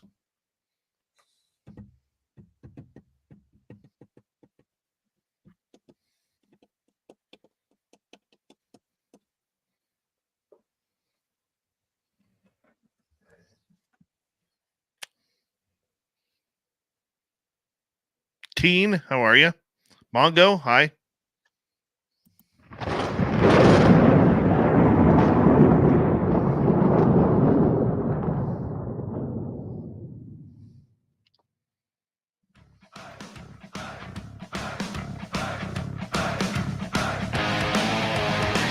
Here we go with the next half hour of Spaced Out Radio tonight. Good to have you with us. My name is Dave Scott. Very much appreciate earning your listening ears. Reminder to all of you, if you missed portions of this show or others, check out our free archives at youtube.com/Spaced Out Radio. Do old Davey the favor, hit that subscribe button. Our website, spacedoutradio.com. We have a plethora of features for you. Rock out to Bumblefoot, read the Newswire, check out our swag as well. Follow us on Twitter at Spaced Out Radio, Instagram at Spaced Out Radio Show, and on Patreon in the Space Travelers Club.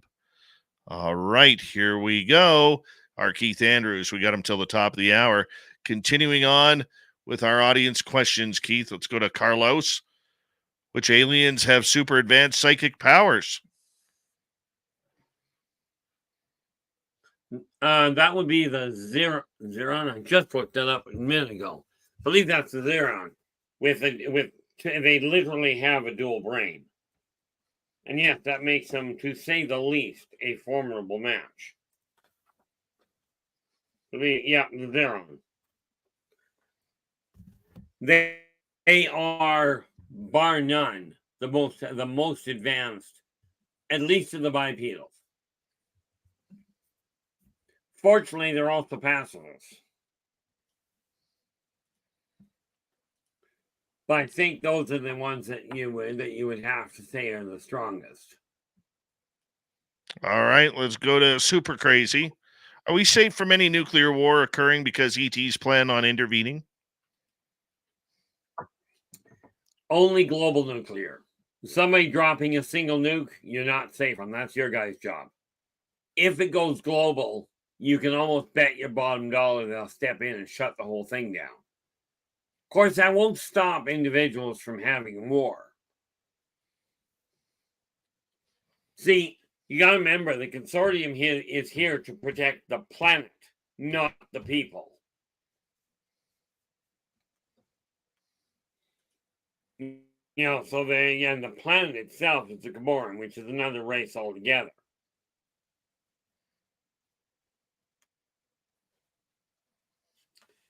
So no, nuclear war, on the whole, is up to humans.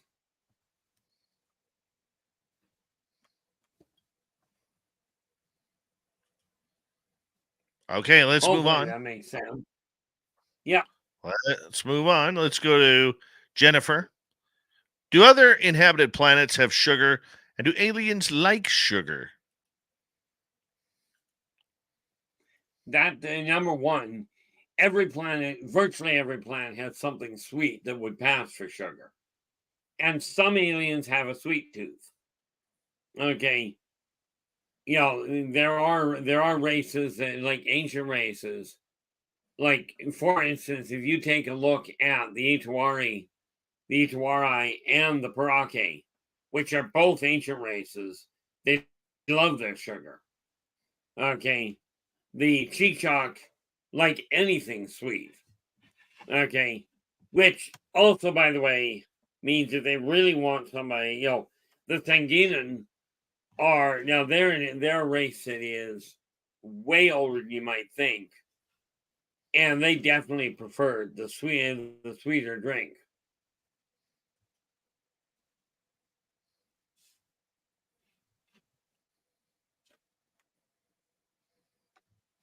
But all right, let's every go ahead, Keith. Every planet does have a sweet and a sour flavor to it. Just something on it. Not always called sugar, but it's still the same idea. We've already met on Uranus wants to know, do any alien species have gills like fish? Yeah. It's quite a number of them that actually are, because they're waterborne. Okay. Not the least of which is if you take a look at the Quatwa, okay, because they are literally fish, the merfolk also, which those are ancient, the Quatwa are not from here. Okay. There are a couple of other races that are absolutely waterborne. Okay, and this is one of the things that is one of the issues I'm looking at. I'm starting to run into a whole lot more of them because there's been a real upturn as far as that goes. But there are a number of races that literally they are, well, you guys call it, I forget what the heck. Oh, you would know it as the creature of the Black Lagoon. Okay. That particular little critter ain't from Earth. Okay. He ended up getting stranded here ages back. On the other hand, he also doesn't exactly die. I mean, he does, but, or their race does, but they're completely gilled. They're full amphibian.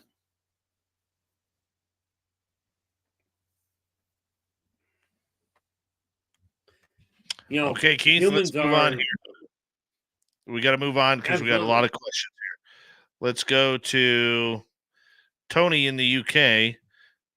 Keith, what are the species that are occupying the moon? Or is it also like a galactic bar, a bit like Earth? It's more of a galactic bar. It's a way station. Okay. More like what we saw in Star Wars, where you took a look at the bar on Tatooine or the one on that Lando ran. Okay. All it is at the way station that they come in, they refuel, and they take off. The thing is that the flight path is coming in directly away from Earth. So it is trapped right behind the moon. You'll never see it from Earth. That and the fact they have a tendency of clouding the thing. Of cloaking it.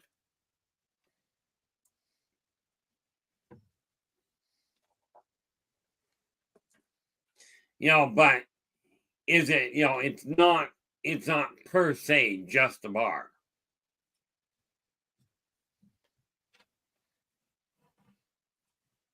All right, let's continue on here on Spaced Out Radio with R Keith Andrews. Let's go to Tim Mothman. Is 42 really the answer to life in the universe and everything? Sorry, wrong question. I know where he got that question from, but no. 42 is the answer to a very complicated question, just not that one. I looked it up. The number 42 is in the Hitchhiker's Guide to the Galaxy by Douglas Adams, where it says 42 is the ultimate answer to life, universe, and everything. However, if you scroll on down and say, why is 42 so special? It is a pronic number, meaning it is the number of two consecutive integers, 6 times 7, as well as a Harshad number, which means it is divisible by the sum of its digits, 4 and 2. In the realm of science, 42 plays a role in various fields. And Tim didn't think I would ask that question. Let's go to Michael. When the Nordics take you, is it an astro abduction? I don't get it. Oh, I do. More often than not, it's a physical one. Technically, it's not the Nords that actually take you. It's the reticulans that take you. They just have usually 3 or 4 Nords on board in case the human gets panicky over the little green guys. Well, little gray guys. Nords look more human, therefore humans tend to settle down. Plus, of course, Nords are big enough to hold the human down instead of what happened on one unfortunate encounter where many of the reticulans got hurt. Because reticulans, unless you're looking at the meta reticulans, they are not designed for combat. And humans can panic really well. But more often than not, it's a physical abduction.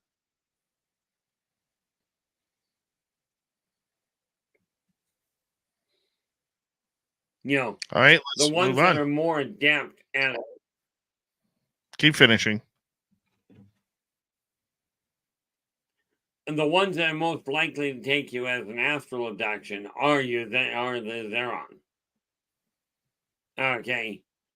But, fairness, the Zeron haven't been around here. And, well, they only just recently returned. I actually thought they were extinct. But turns out they're not entirely. The ones that are most likely to take you as an astral yank.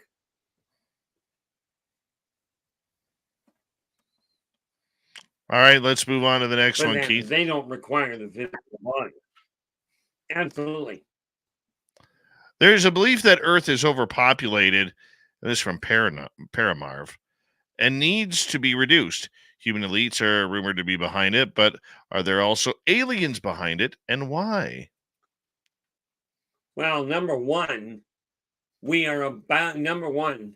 no, Earth is not overpopulated. The problem is mankind doesn't like where it's available to live. But Earth itself supported on the surface over 10 billion people 50,000 years ago. Okay. It's just that mankind doesn't like the fact that it's not all cushy, because not every environment is comfortable. But we don't have a shortage of land.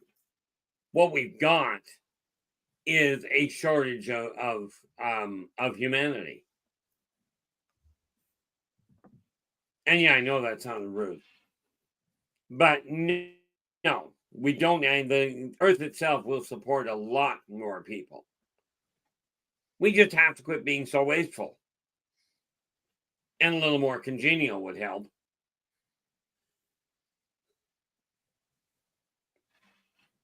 Okay, let's continue. Super Crazy wants to know what happens to our souls when we die, and does it matter if we're good or evil? Well, two major factors. One, the short answer, when you die, regardless of what race, what species, whatever, you all go to what you would consider purgatory, which is basically a huge gauntlet to set up your next life in. Okay. Does it matter whether you're good or evil? Honestly, people, when they get here, they decide that side of it for the most part. But in the long and the short of it, it matters to the individual. If you're good or if you're evil, how you see yourself is going to determine how long it takes you to get yourself sorted around and back to a balance point. If you're the people that have the easiest transition are the ones that do stay close to the neutral side. And that doesn't mean go and hurt somebody today and pick somebody up tomorrow. It means don't do anything that breaks karmic law. Do unto others as you desire unto you, and you'll find things happen a lot easier. But good and evil, as humans understand it, is not the same thing as how the world sees it. That's how reality sees it.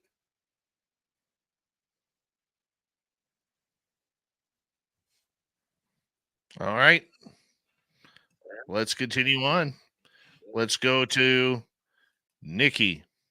Keith, what is your opinion about the government's combined certain ETs who creates pardon me, let me rephrase it.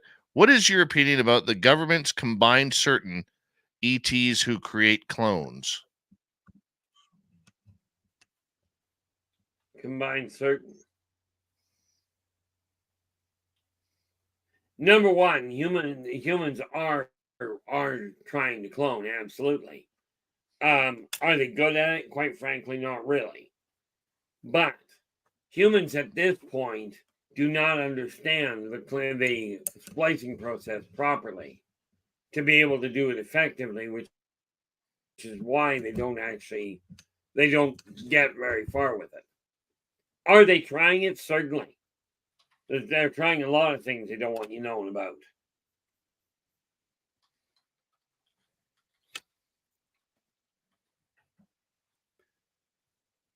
Like but what? Is it a well, they are the rumored super soldier program is partially handled by off-worlders, by a combined off-world setup. Humans are running it. Okay. But they are trying to combine abilities. They're trying to figure out how to replicate off-world abilities. Okay. And they're using some pretty archaic means of doing it.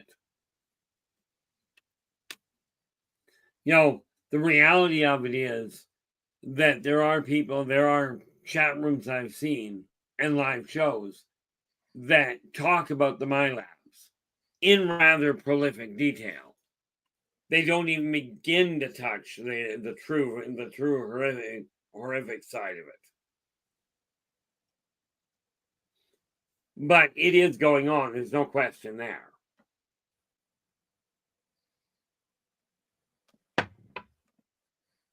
Okay. Let us continue. We got about 7 minutes. Couple more questions. And let's see where we are here. Let's go to, we already met on Uranus. What about cigarettes? Any alien species smoke cigarettes? Oh yeah, or their version of it. Yeah, I remember the movie Paul. Not entirely bad. Those weren't cigarettes, but you get the idea. But they all have quite seriously, any of the races have their own vices, their own addiction type setup, and cigarettes is just one of the options. Okay, some of you don't want to know what they're smoking, or for that matter, how they make it.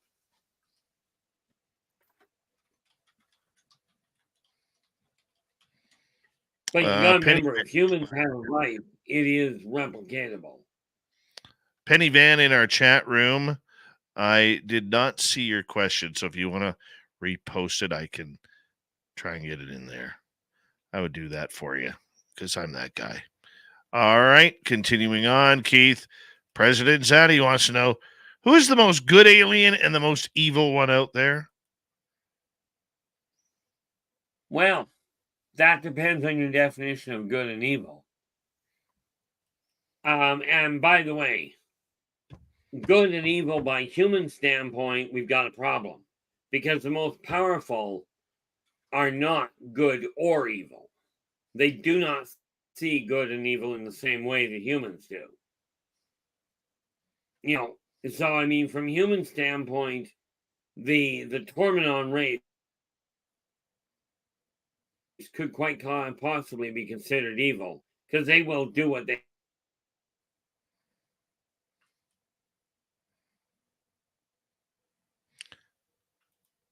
Oh, Keith, you froze up on us.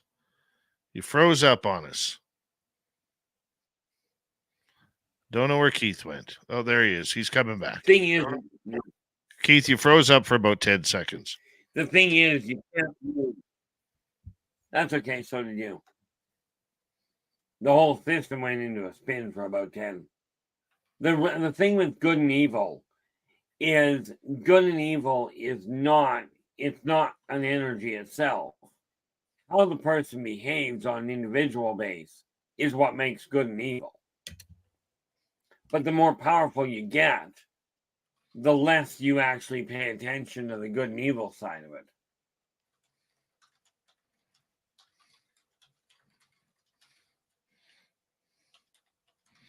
All right. Final No. question for tonight, Keith. Final question for tonight. And this is going to be a hard one. It's from Castle Dude.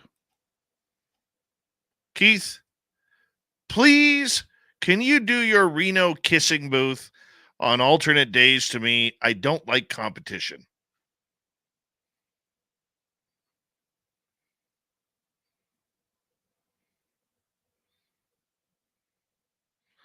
See, we're going to Reno for the 3rd annual SOR fan party.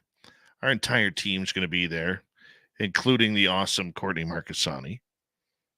And we are also going to have many other people that you've heard on this show come on board. Geraldine Orozco, Melinda Leslie, Merle is going to be there. Say it with me. Merle. Yep, he's going to be there. He's pumped up.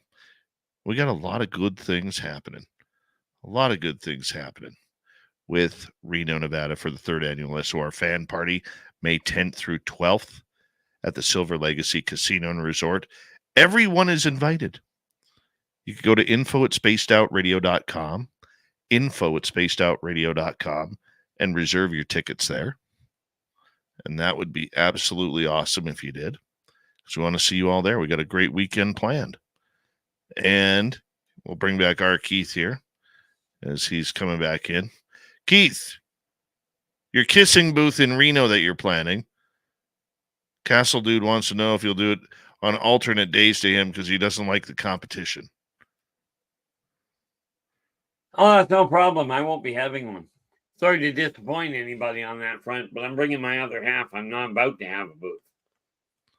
Mind you, I wouldn't anyway, but that's the point. But you will be having a sideburn tug booth.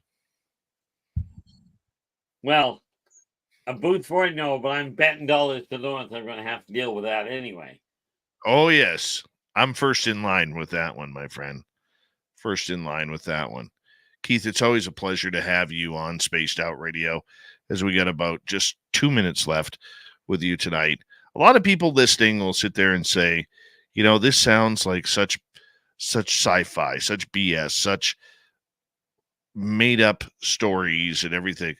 But for you, this is a lifelong experience, and every day it's something new and something different.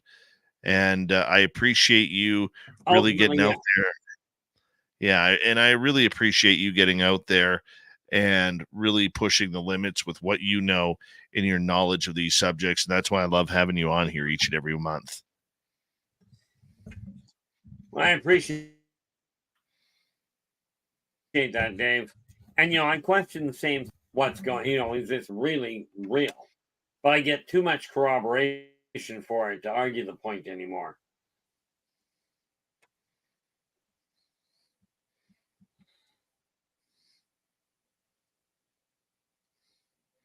I appreciate you coming on in too, my man. Do us a favor. Tell everybody where they can find you. Well, the easiest place, if you go on to YouTube and look for R Keith Andrews, you can find me there. Or I'm on Facebook, I'm on LinkedIn, and on Twitter, all pretty much at the same place. And then, of course, Inner Voice Enterprises at yahoo.ca. Worst case scenario, ask Dave and he'll put you in touch with me. I'm pretty certain of it. Excellent. Keith, thank you very much again on Spaced Out Radio. We very much appreciate it, and always appreciate your time for coming on and hanging on out with us.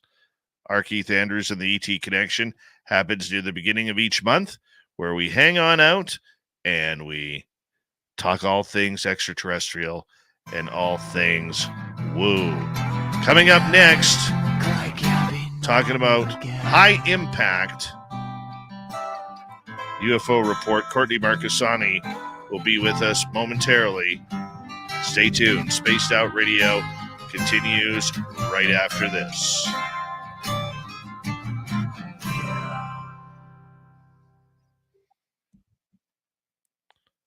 Good job, Keith. Thank you. Thank you so much, Dave. Appreciate it. Not a problem, buddy. Not a problem. You're the best, and we'll talk to you soon, okay? Absolutely. You have a good one. You too, buddy. Take care. Take care. Bye. R Keith Andrews. I'm going to take a quick break here, and then we'll get right back to all of you. Hold on.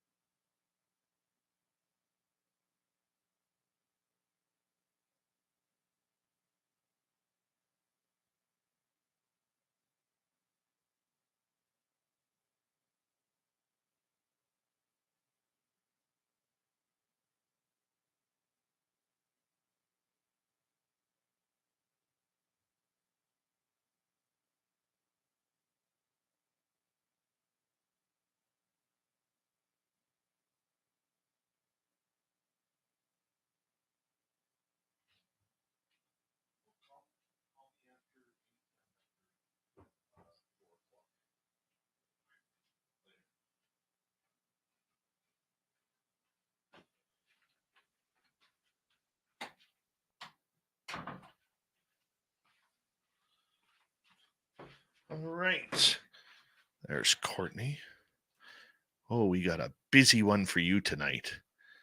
A busy one for you.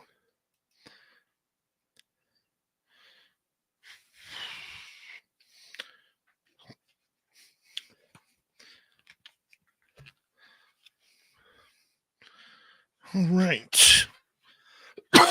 Excuse me. The doot, bloop sound, that's Courtney coming in. Her hair is down, people. She's ready to rock and roll. She is ready to kick ass and take names tonight. She is like an NHL heavyweight champion tonight, ready to drop the gloves at center ice in front of thousands of people and let loose. Yep. She's fighting left-handed too, which is going to give her the upper advantage on everybody. Looking at her knuckles, they're already bleeding. She must have been hitting a punching bag without any protection on her hands. I tell you, if I ever step into the squared circle with Elov and Evolador, Courtney's definitely going to be my tag team partner. Yeah, she got a big smile on her face on the other side. Thank you to Rough Rider, Dave, Carlito, Pix, Carl, Dutch Hank, Ferret, Lightwalkers, Boo, and Y2K for the super chats. Here we go with hour 3, everybody.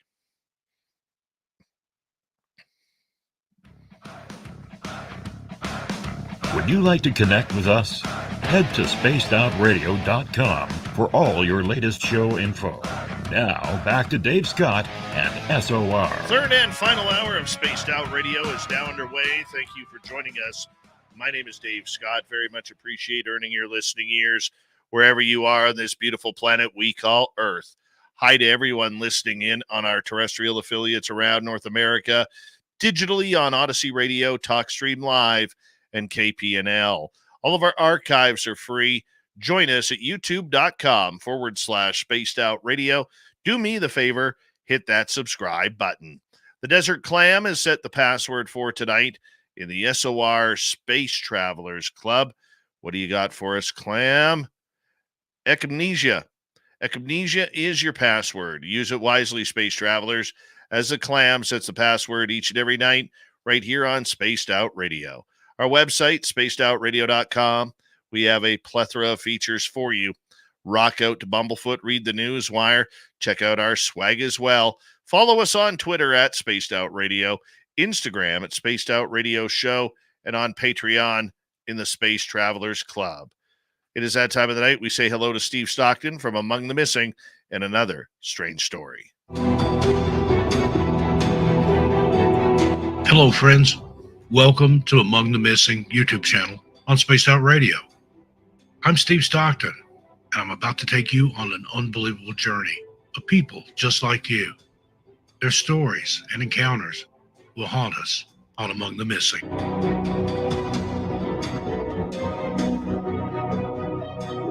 Let's look at the consequences of attempting to disappear. Trying to disappear can have serious repercussions, not just for the individual attempting it, but also for their loved one. Methods such as faking one's death or changing one's identity are illegal and could result in criminal charges. Those who go missing may struggle to maintain relationships and become distant from their family and friends. People who try to disappear may face severe physical and mental consequences. This includes being exposed to the elements if they are living off the grid, suffering from malnutrition or health problems if they cannot get medical care, and being at a higher risk of violence or exploitation if they are homeless or in a vulnerable situation. Trying to disappear can also be very stressful and worsen existing mental health problems or even cause new ones to develop. Cases of missing persons can be complex, since some individuals initially thought to be in danger may have intentionally disappeared. While urgent help is usually required in most missing person cases, a few may have chosen to disappear independently for different reasons. This can lead to confusion and concern, resulting in the unnecessary use of valuable resources for search and rescue operations. Cases like these also emphasize the importance of thoroughly investigating the circumstances surrounding missing persons and providing ongoing support for their families. The emotional strain of not knowing the whereabouts of a loved one can be unbearable, and law enforcement and support groups could provide assistance and resources to the families in these difficult situations. Understanding why people feel they have no choice but to disappear is crucial. This involves tackling issues like mental health, domestic abuse, financial struggles, and other factors that may lead someone to make such a drastic decision. By gaining insight into these underlying issues, we can provide better support and hopefully prevent similar situations from happening again. Although intentional disappearances are rare, they remind us of the complexity and unpredictability of human behavior. It's crucial to continue efforts to prevent and address missing persons cases, as not all missing persons are genuinely missing. Some intentionally disappear for various reasons, causing confusion and worry. While some may reappear, others are never found, leaving loved ones with many unanswered questions. Some individuals may choose not to contact their loved ones even if found. Recognizing the warning signs and understanding the reasons behind such cases can help minimize and resolve future intentional disappearances. Thank you to Steve Stockton from Among the Missing for another great story. You can find more just like that on his YouTube channel, Among the Missing. Go hit subscribe and ring that bell. All right, it is that time of the night where we say hello, Courtney Marcassani. This is going to be a jam-packed, fast, and informational UFO report. Nobody's gonna know. They're gonna know.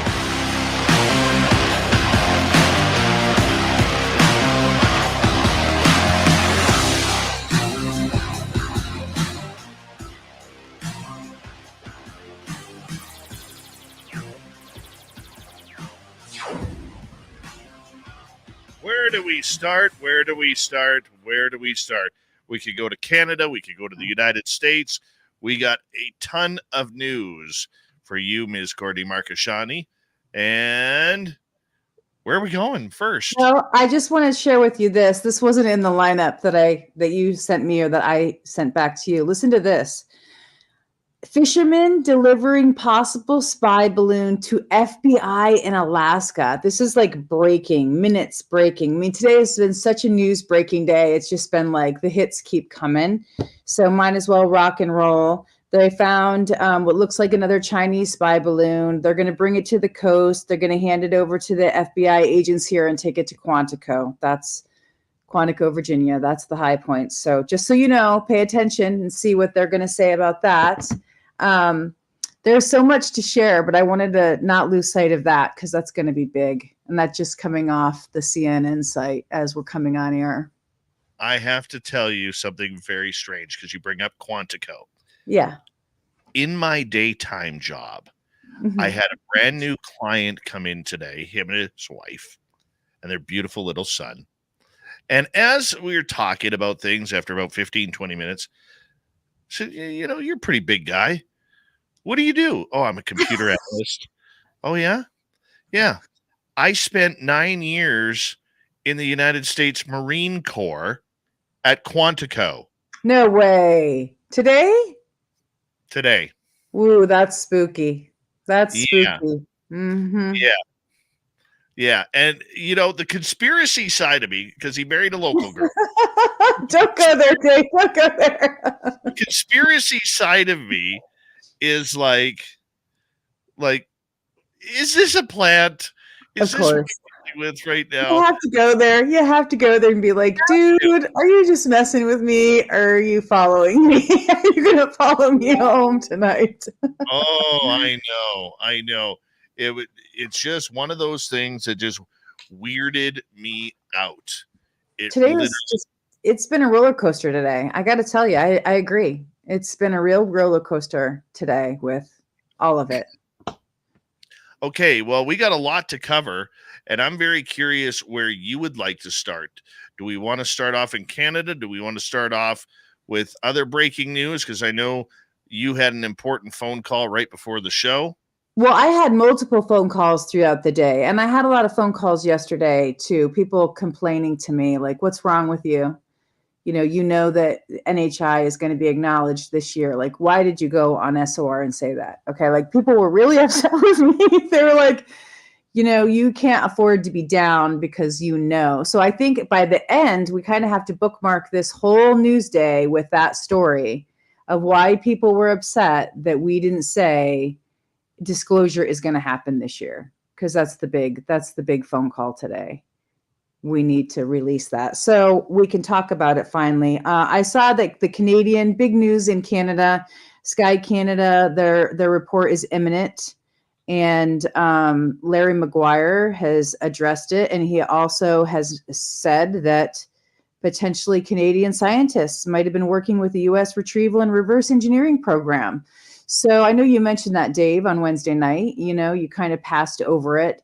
That's one question that's going to be coming up with the Canada side of things. Do you have any more information on that from your angle? I actually do, and I have to read this because I talked to one of my sources deep in the pool today. Okay, and I literally said this was about Prime Minister Trudeau. I said, Okay. what do you think he knows about these balloons? Because there was a story out as well that the Prime Minister got briefed that it was the 23rd incursion that happened that was tracked on radar. Okay, this goes back to February of last year when Balloon Gate was happening. And this is what my source said. And I asked him for this to put this on the record, even though I can't give their name. Okay. Well, the PMO, the Prime Minister's office, was briefed about the balloons.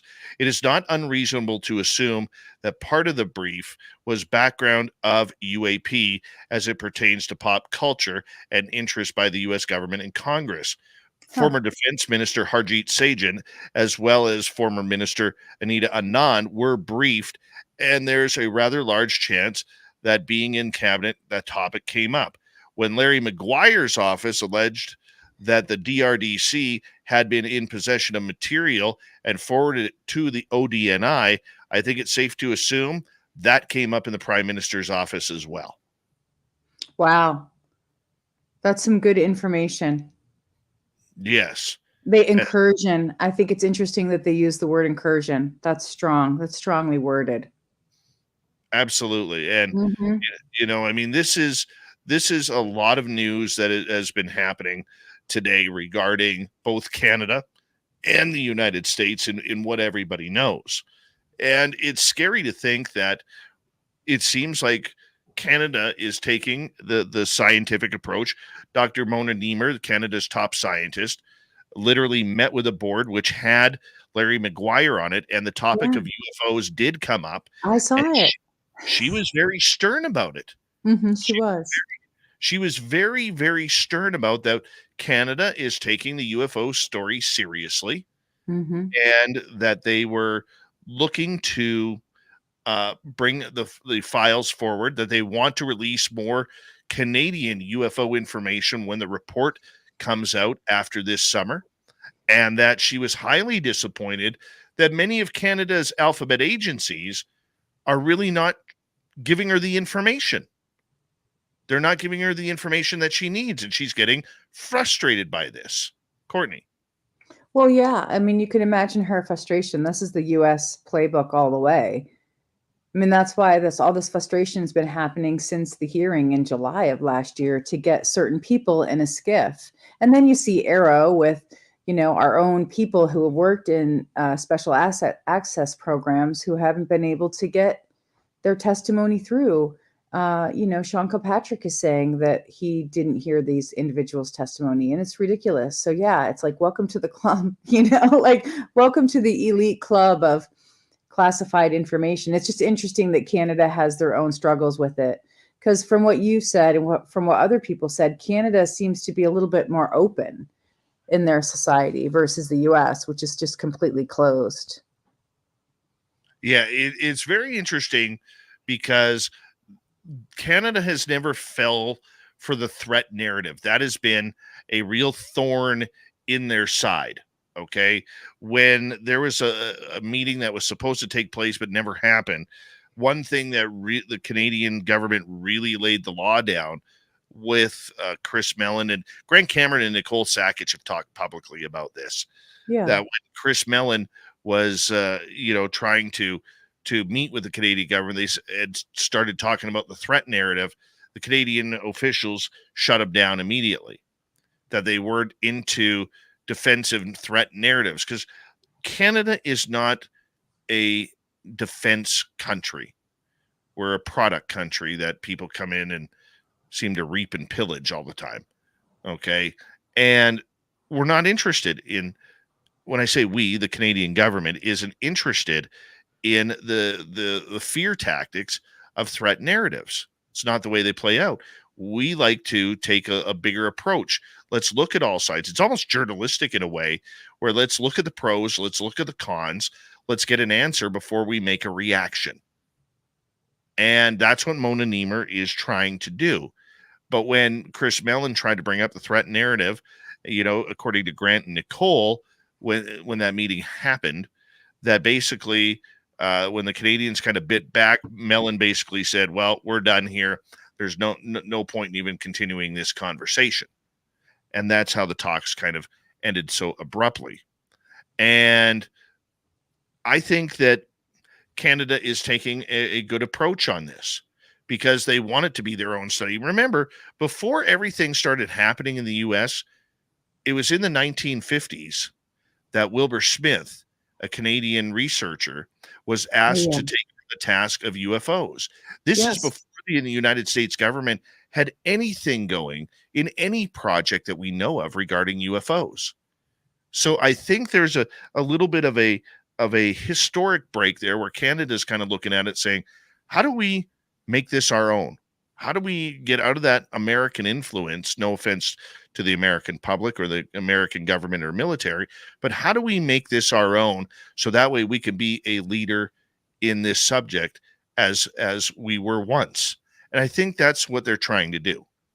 I think it's really good that you brought up Wilbur Smith, because he was a pioneer. He documented so much. He's little known, really. I think he gets lost, in all this shuffle with all the information that's coming out. But it's good that you point to that, because I really think some of his work shows how open Canada was or has been. And even working with people like you and Grant and with Nicole, Canada seems to be willing to work with people, good people. Whereas, in the US, even people who are experts, in the field, they're not necessarily taken seriously unless they are a pilot, or a major or a commander, or it's, the Navy taking reports, because they look at these as like, okay, these are people that have been trained. But Canada, like you said, seems to be a little bit more diplomatic, open, and receptive to working with people, even people in their, their country who are experts in this and in their own communities, which I really like that, the grassroots part of it, that they're open to receiving information and working with people in the community. That's pretty awesome. Yeah, I think it's going to be interesting to see how it plays out after all, because in the end, answers need to be had. And I think that anybody who's in the United States or around the world, when this summer comes and the Canadian report comes out, I think we all have to take it a little bit more seriously than what we're seeing in the United States. Look, the United States is doing a great job, but they're also trying to cover it up. And there are people working very hard behind the scenes to bring this topic to fruition.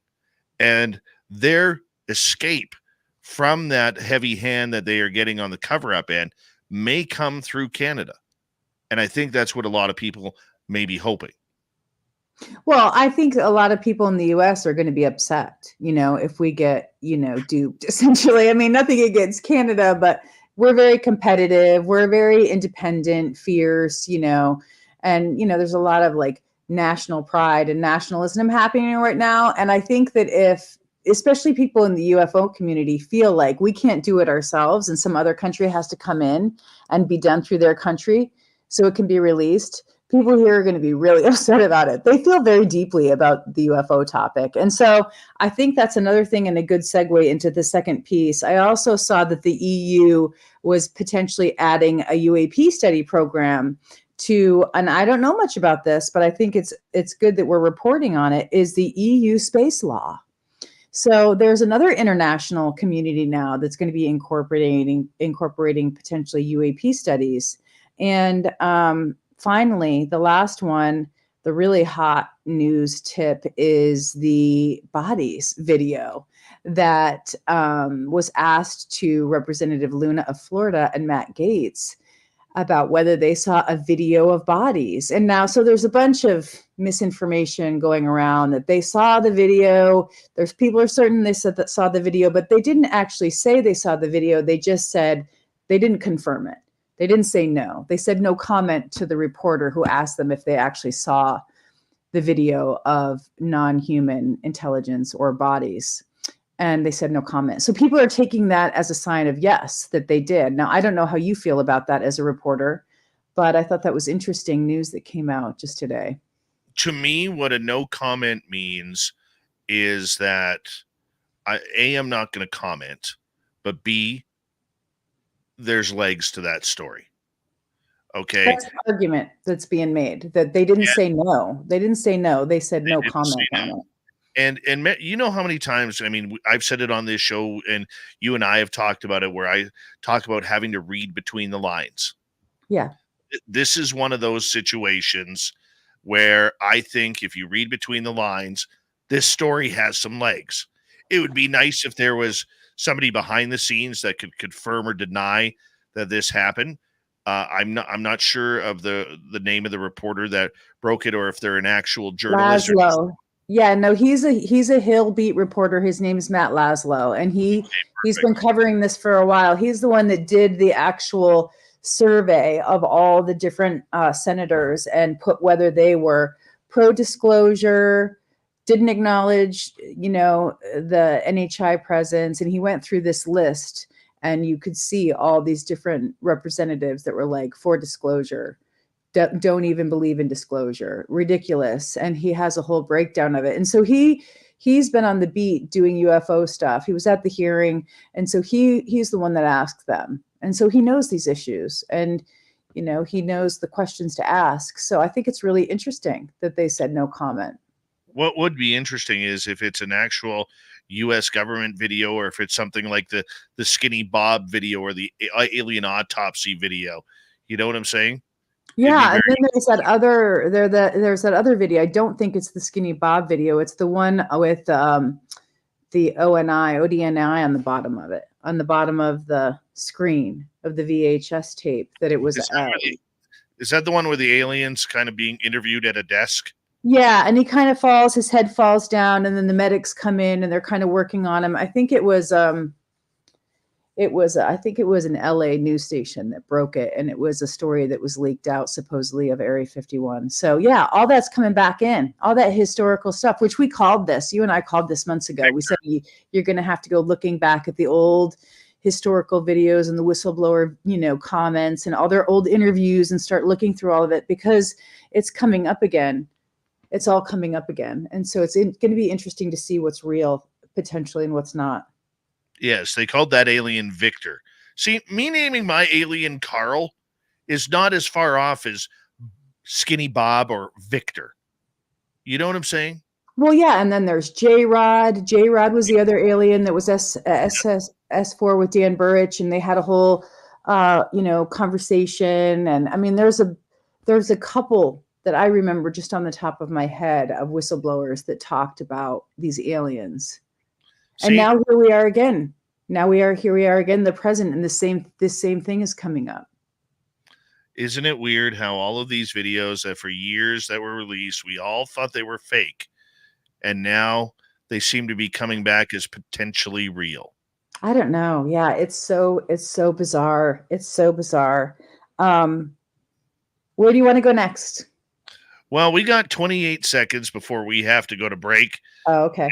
Bottom of the hour on Spaced Out Radio, but we got to talk about Jaime Maussan, because he's apparently suing the Peruvian government for making fun of him yeah. and the alien mummies. So we're going to talk about that. Yeah. And we're going to talk about a little bit more on just what's going on. Also, Brandon Fugel is in the news. We're going to talk about him. And you have an incredible piece of writing on experiencers, Courtney, that I think needs to be addressed.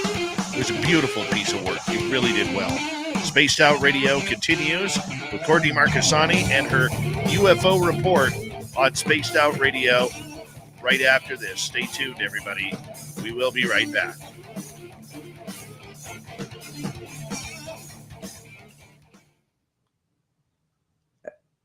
Did Okay, you want? David. We just remember we are still on YouTube and podcast. Did Okay. you want to talk about our conversation earlier? Yeah, I'm going to let you take the lead, but there's definitely people watching that want us to to discuss it, and I get it, but I do want to say this to you, and this also involves people who are on the chat. So perk up your ears, friends, because I was going to post this on Twitter today, but I didn't. Especially to Nicole, I wanted Nicole to hear this. So I was going to say, there's this big controversy over Travis Taylor and Eminent Domain and Brandon Frugal. Are we going to talk about that, or do we not have enough time to talk about that as well? We'll sneak that in. I do plan on bringing that up here. All right. I was going to say it here, but maybe I'll wait and say it when we're on the air. Yes. I think there might be a swear word in there, though, and I can't say swears on the air. I'm reading it right now. If you're talking about the email quote,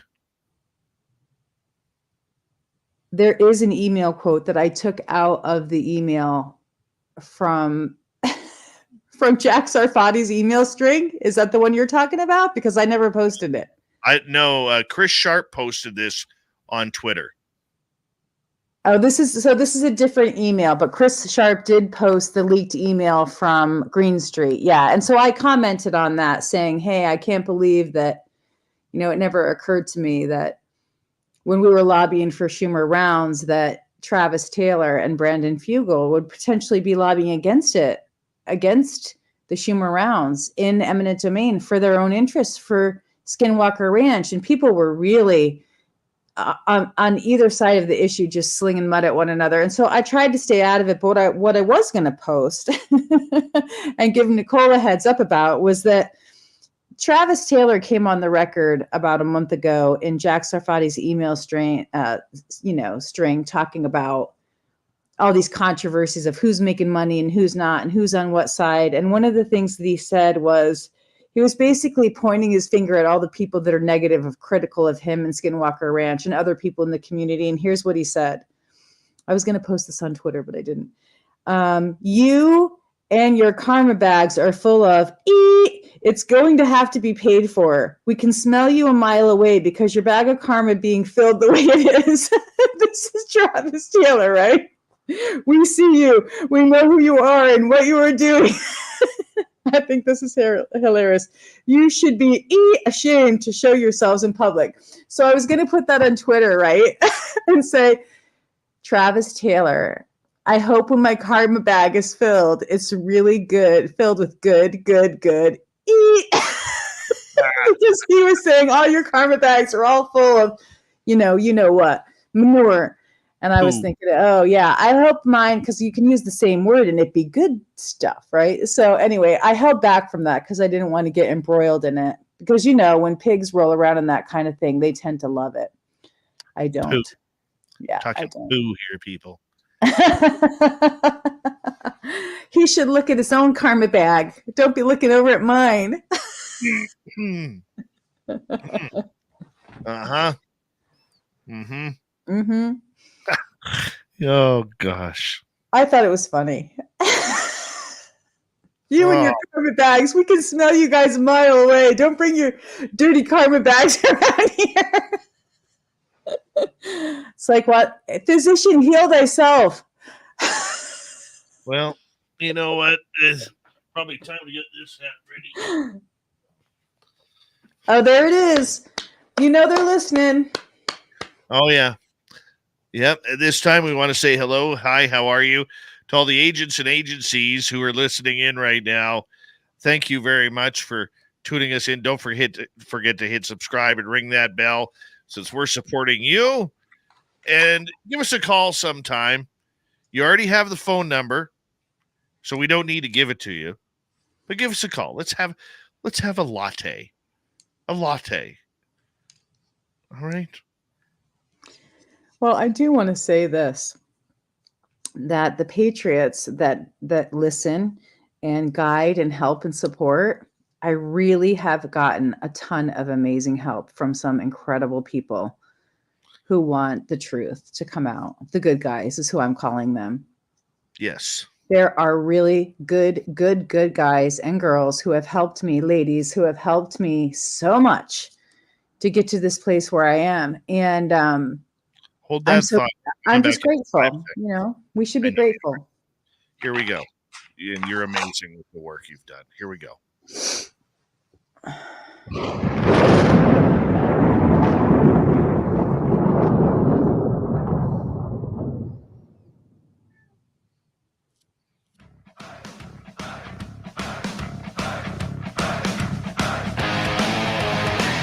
Here we go with the final half hour of Spaced Out Radio. My name is Dave Scott.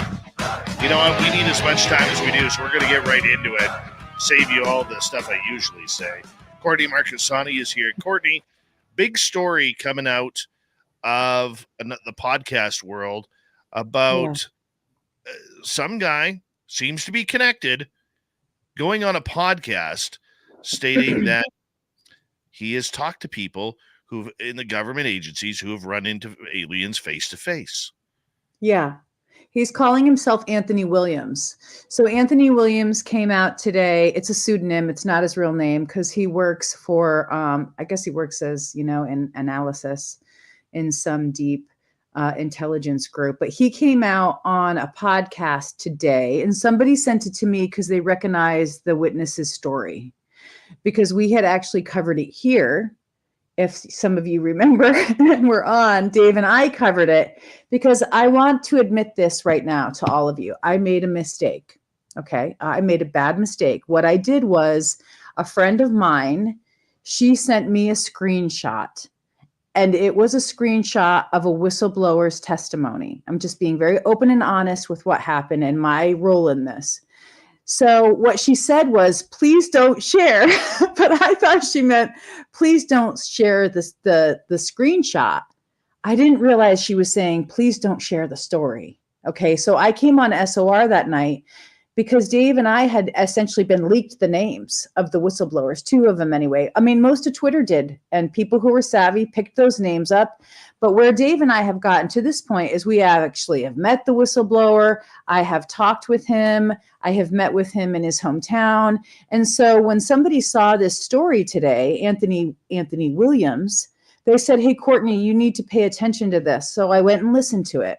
And Dave, what did you pick up from that, from the podcast release of the whistleblower story? Well, there wasn't any names dropped. They were very open about the fact of what this person had experienced. It seemed like it was coming from information from a private area.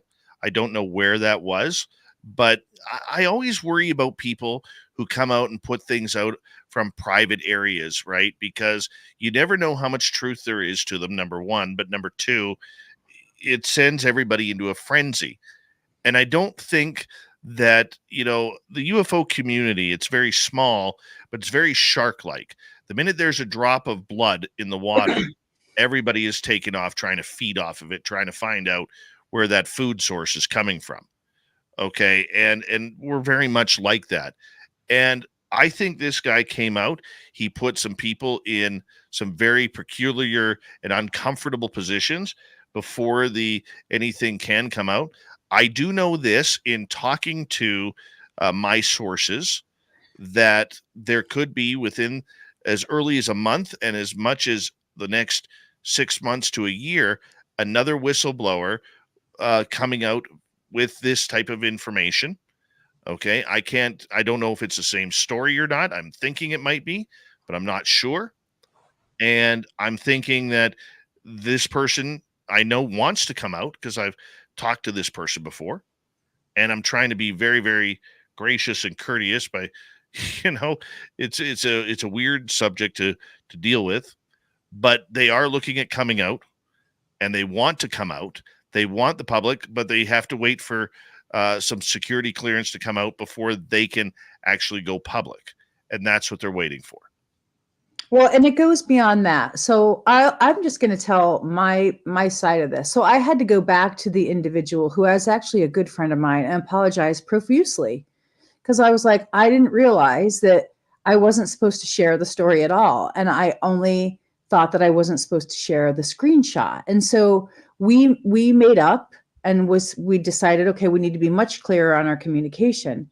But then it got back to a couple people that this was out on SOR, and they were actually pretty happy about it. They wanted these stories to come out because, one, the story, it puts a firsthand witness with NHI. Okay, so the guy who went on the podcast today talked about a military group, right, who had seen, there were a bunch of witnesses, actually. It wasn't just the military, but there was a sighting of a crash out in Area 51 area, like by Nellis, right? That's part of what was leaked today in this story on the podcast. Did you hear it, Dave, or not? Yes, I did. Yes, I did. Okay, so that's part of the story that I never heard, and I actually never did get confirmed by the whistleblower. So here's how it goes. There was actually a sighting. This guy's reporting there was a sighting, and then there was a crash. There's a group at Nellis that was told, do not go out into the desert. Okay. This was after the sighting. Don't go out into the desert because of this crash. And so there was a convoy traveling from Nellis, outside of Nellis. And on the convoy, there's a group of 3 guys in the convoy, and they see a NHI walking along the road in military fatigues, U.S. military fatigues. And so this is what this podcaster is put out into the community as of today. So everybody's going to hear it. And the interesting part of that is that this being was in military fatigues, U.S. military fatigues. And so there's a whole story that goes past that goes into a conversation with the NHI. Dave and I have already reported on that, about what was said and all the details of it. But it's interesting to me that this is being leaked out into the community, but not through proper channels. So people know the story. I mean, a lot of people know the story by now, but we have to wait in order for the films to come out, James Fox's film and Lou Elizondo's film, apparently, the timing of it, it's all being coordinated. So in some ways our hands are like shackled, but there are people that want these stories to come out so people can be validated that NHI is verifiable and it exists. That's the part that is fascinating to me, that I want to be everybody to talk about, because this goes beyond being silenced and confidentiality. This is about humanity having NHI here on this planet. So I don't know how you feel about that, Dave, but having the story coming out today makes me know that it is going to be put into disclosure. And so that's the good part of all of it. What do you think? Well, I think there's probably a lot more details that we're not being told right now. And it's going to be interesting to see how this so-called leaker of information is going to be dealt with. Are they going to lose a job over this? Are they going to just continue on like nothing has happened and just, keep going? As for the whistleblowers involved, let's hope that they get the clearance to talk about this one day. Let's hope that they do get to move the ball forward. Well, there's a bunch of, from what I understand, a bunch of folks in Lou Elizondo's documentary. I mean, a bunch of individuals have given testimony on Lou's documentary. So I think that's what the big thing is that we were told is coming in 2024, because there's timing around that. Now, you and I have been asked, because I contacted the producer and I said, we know you're the producer and we want you to tell us what's real and what's not real, because there was this information release that Lou Elizondo's documentary was going to be coming out, and there was a book and a certain day and all of this, and then that all got retracted. And so when I contacted the producer, I was like, would you please tell us, right, when this is going to get produced? Because when you contact the media, you know this, and you contact the producer, they're in charge of all of that, of the release, the timing of it, the date, whether there's going to be a theatrical viewing of it. And his response was so atypical. His response was like, if it didn't come from Lou, it's fake news.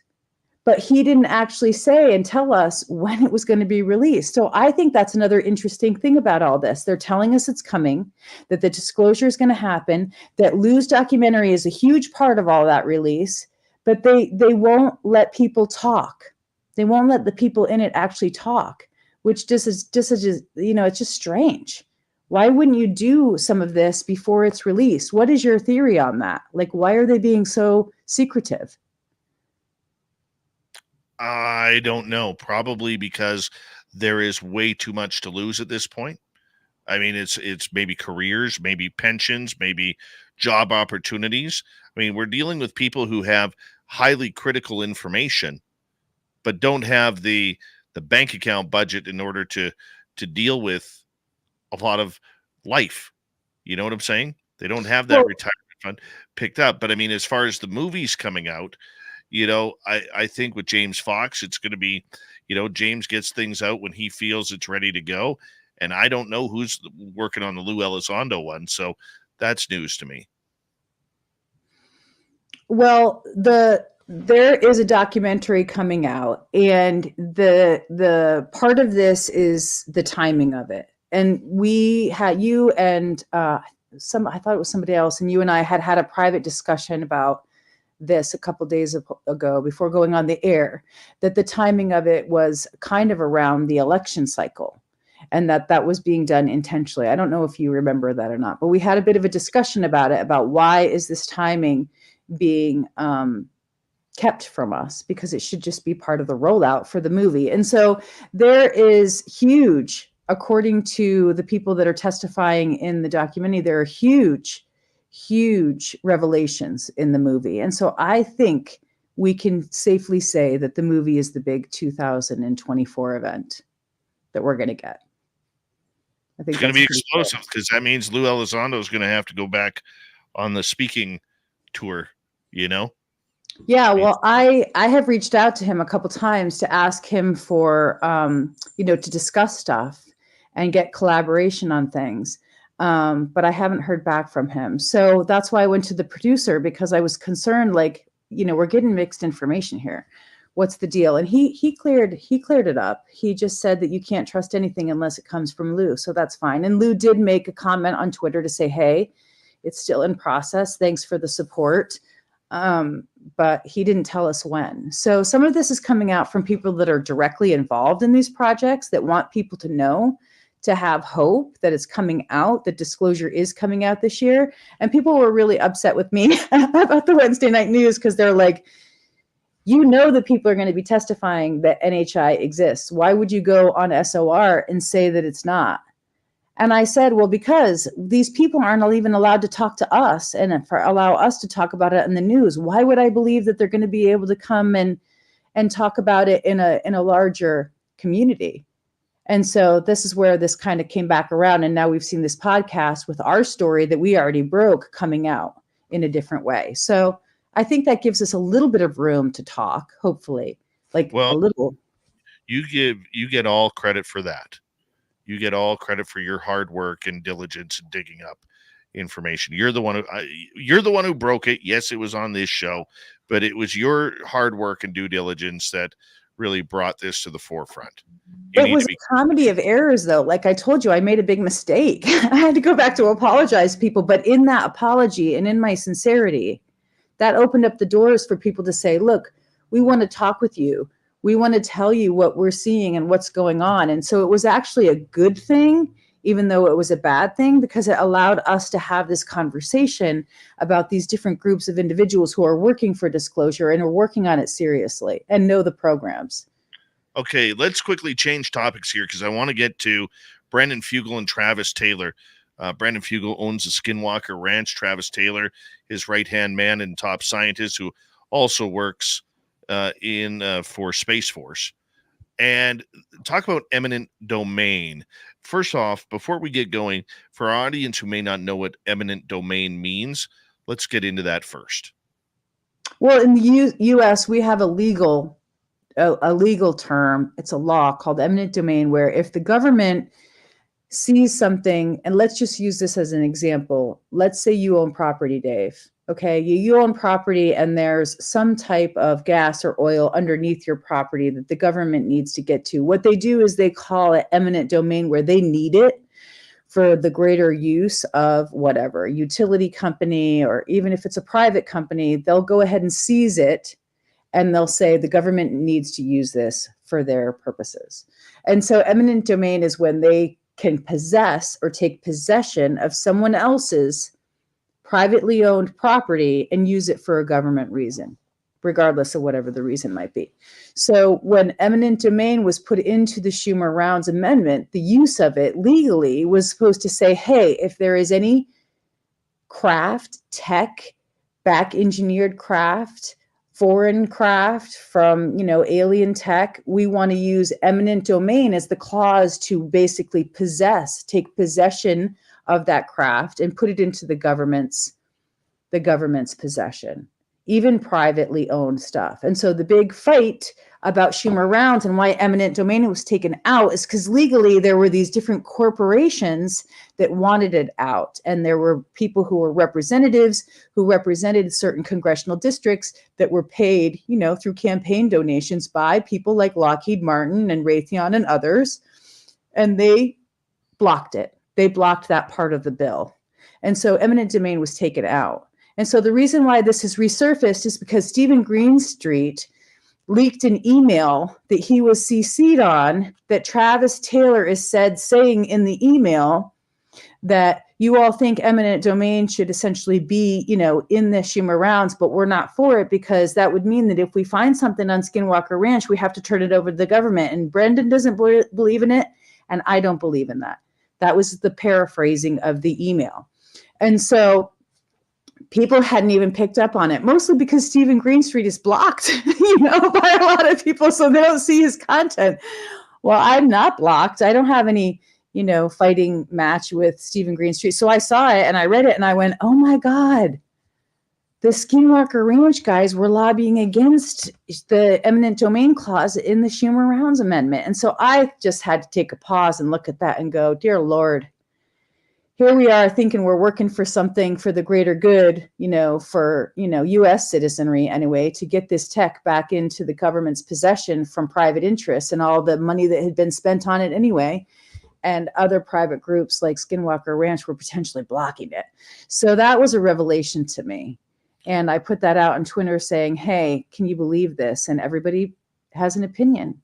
And Christopher, I want to read this because while you're on point with this, Christopher Liberation Times tweeted out an email that Travis Taylor wrote saying anything Sheehan, as in Daniel Sheehan, says is total horse crap from certain body parts extraction. He said such BS about the Schumer-Rounds Act, me, Jay, Rep Turner, etc. The opposition to the act was purely Alabama and Utah pushing back on eminent domain. If we dig something out of SOSWR, which is Skinwalker Ranch, you think the feds should own it? Well, Mr. Fugel didn't. I didn't, so we stood up against it. He has no damn idea what he is talking about, and he's just trying to be in the spotlight. Lou is a great dude, as in Elizondo, vet, patriot. That's Travis Taylor really slamming on, lawyer Daniel Sheehan. Yeah, I know.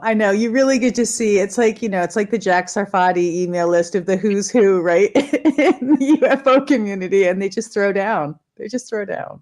And here's a response from Skinwalker Ranch owner Brandon Fugel. He goes, I'm obviously wanting the world to know and continue to be fully transparent. An eminent domain action could potentially compromise our efforts to present all of our findings and discoveries to the public. I often feel like I'm the only people that really cares and is willing to put their reputation and resources on the line for disclosure. What do you think? Look, I'm not taking a personal shot at him. Now, he flew in his private helicopter into the Inquirer Anomalous as a personal favor to show up and be the keynote when they lost their other speaker, which I thought was really cool of him to do. But I have to say, there's this aura of like the untouchables, there's like this aura of, I'm this celebrity, right? He's like a celebrity now because of Skinwalker Ranch. And I'll tell you what, that just doesn't fly. with a lot of people. I mean, some people are like, yeah, celebrity status, that's cool. But I'll tell you what, the people that have been researching as long as we have, trying to understand that, some part of that is a real big turnoff. And so I know he's put a lot of money into Skinwalker Ranch, but there's also this other shady history around this before Skinwalker Ranch was even purchased by him, which is, you know, what we've been talking about in our news group about other people who are basically in jail for this kind of stuff, for tech, for building tech, for talking about tech, for taking investments into tech, and it just went horribly wrong. And it's not something to mess around about. So I really find the aura of I'm doing this philanthropic thing as somewhat of a farce for me. Because if you see that direct action against Schumer Rounds where it's like, yeah, no, you can't have our tech, that's contraindicated to being philanthropic for the greater good of society. I'm sorry, but watch the way somebody moves and watch what they do versus what they say. See, I understand Fugel's frustration on that. I do. I'm not saying I agree with it, but I understand his frustration when he has thrown millions upon millions of dollars. And let's face it, people like Travis Taylor and the other scientists there don't come cheap. You know, that's a good 6-figure salary right there. Probably, low 6 figures, but 6 figures nonetheless. And I think that he's like, I've spent all this money and all of a sudden the government can come in and seize everything that I've done on my own private property. How about all the money that our own government, Dave, has put into these projects already, into programs that David Grush has testified to? Oh, that's true. That's a big part of this too. I mean, I think that it's all about the money, and it stinks. That's what stinks. That's what really stinks, is this should go beyond money and greed and whose business model is going to make the most out of it. I think people, like you've said in the past, this UFO for dollar stuff, it's old, it's tired, and it needs to change. And so when I see some of that, and even with the legislation and that they were lobbying against it, it opened my eyes up again to how much money is involved in this. That's a good place to end this. Stick around for a little bit of After Hours if you're on our YouTube channel, because Courtney has a great article about experiencers I want her to mention. As we got Mr. Ron Bumblefoot Thal rocking in the background with Little Brother is Watching. Bumblefoot is the official music of Spaced Out Radio, rocking us in and out of every single show. Get your horns up for the guitar god of self. Special thanks to everybody listening in at work, at home, in your cars, wherever you may be. Thank you to everyone in our chat rooms tonight. YouTube, Twitch, LGAB, Facebook, Spreaker, LinkedIn, the Space Travelers Club, and on Twitter or X, hashtag Spaced Out Radio.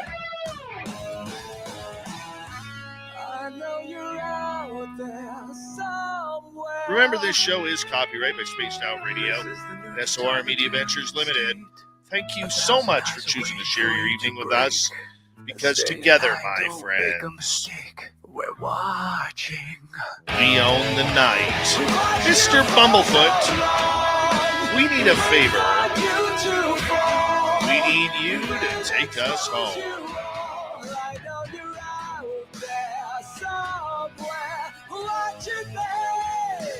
Yes, the Woo Train has docked for the night, but soon, my friends, we shall ride again. Your seats are always available.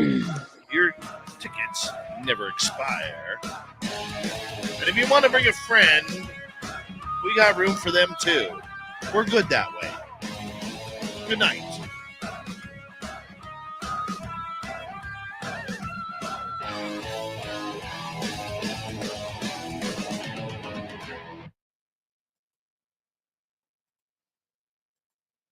All right, we're clear.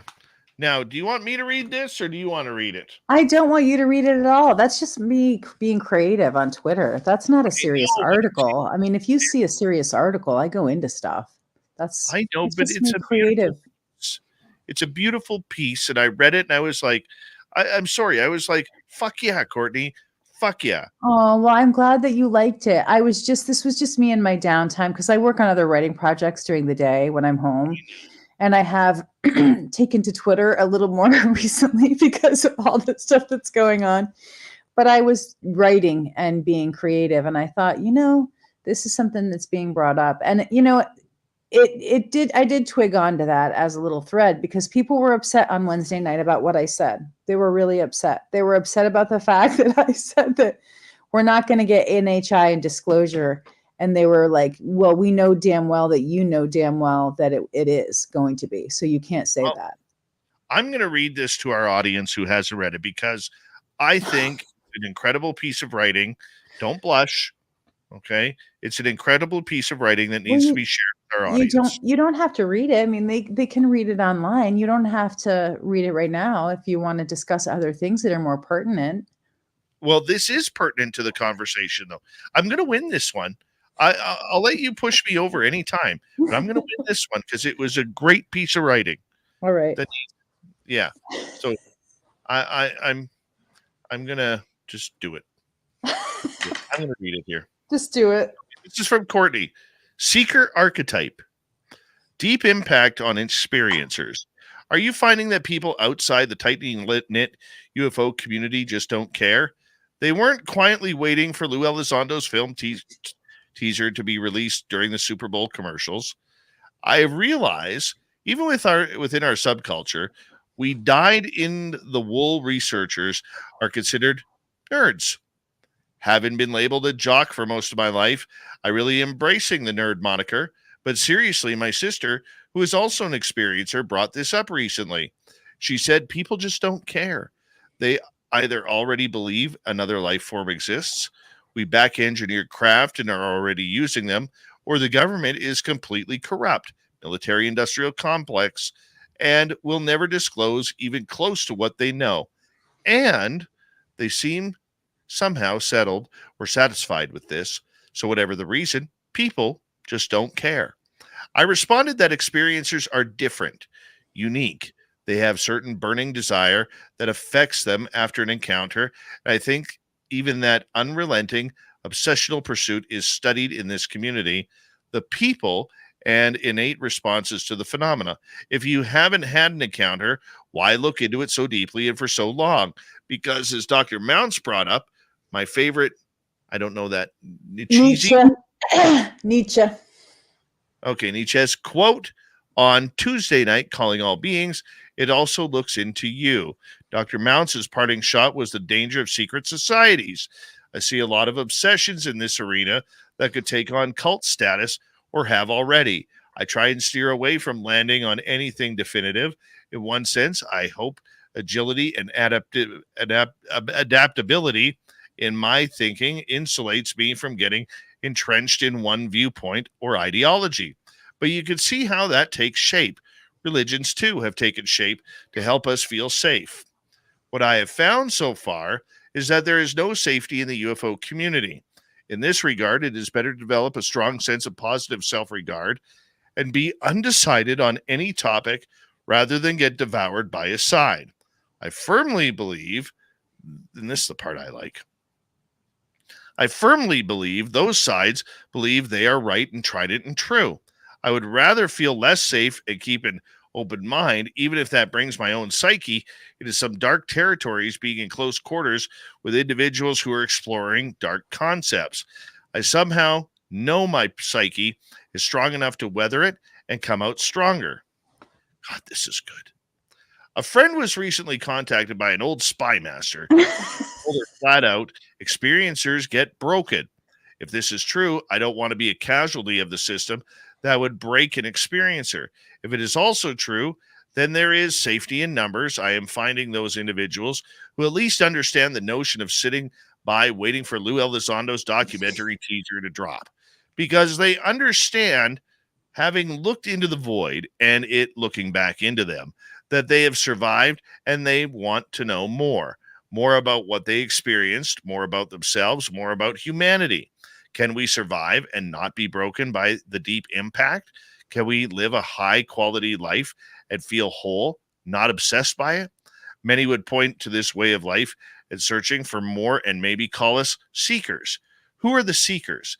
Seekers value independence, self-reliance, trust in their internal guidance to lead them to new revelations. They may have experienced mystical encounters, felt unity, but one thing stands above all as a hallmark of this archetype: They are internally driven by a search for wisdom or truth.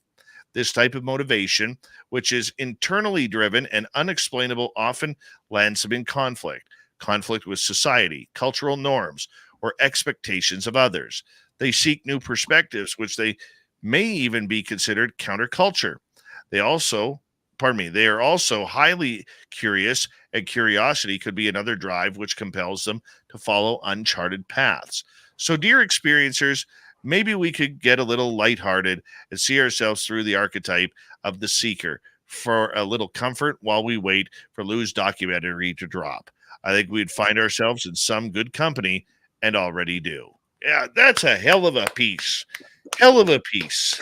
Wow, I can't believe you read it. That was really fun. Thanks. It's nice to hear it. Nah, dude, you kicked ass and took names on that one.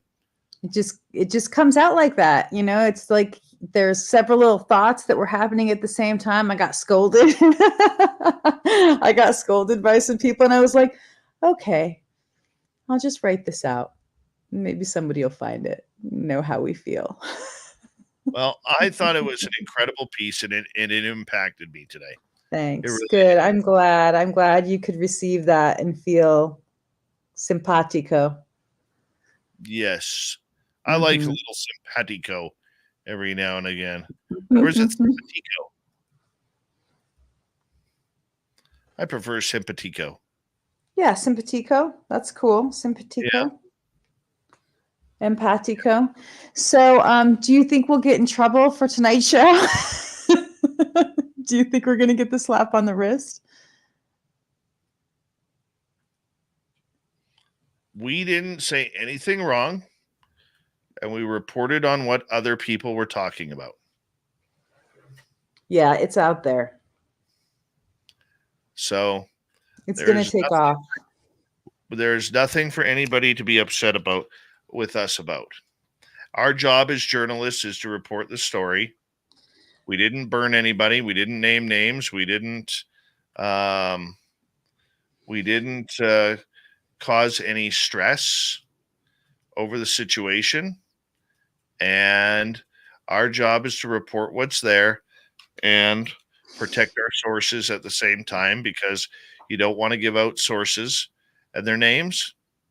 And I do know that the one source that I talked to wants to come out sooner the better, but he has to wait for proper protocol in order to finally get this going, because his case has to be passed through the ODNI and cleared. And once that happens, he's free to speak. And, I think that's a good way to put it. And I don't think we're harming anybody by saying that. And I'm confident in our journalistic abilities that we reported on nothing that wasn't out there. Well, I'm just so grateful to everybody that's helped me. I mean, I've had so much help. Even the person who gave us the names, and I know that they're on here. I just want to say, thank you. Thank you for helping me out. And for the people that also reached out to me and said, okay, now you've got the story, we want to get in conversation with you. They've been helping me so much. Facts, clearing things up historically. I mean, it's amazing the help that I've gotten from these amazing individuals, because they want people to know. Yeah. And once again, we should say thank you to all the agents and agencies who are out there, tuning us in tonight on Spaced Out Radio. We did do it through journalistic integrity.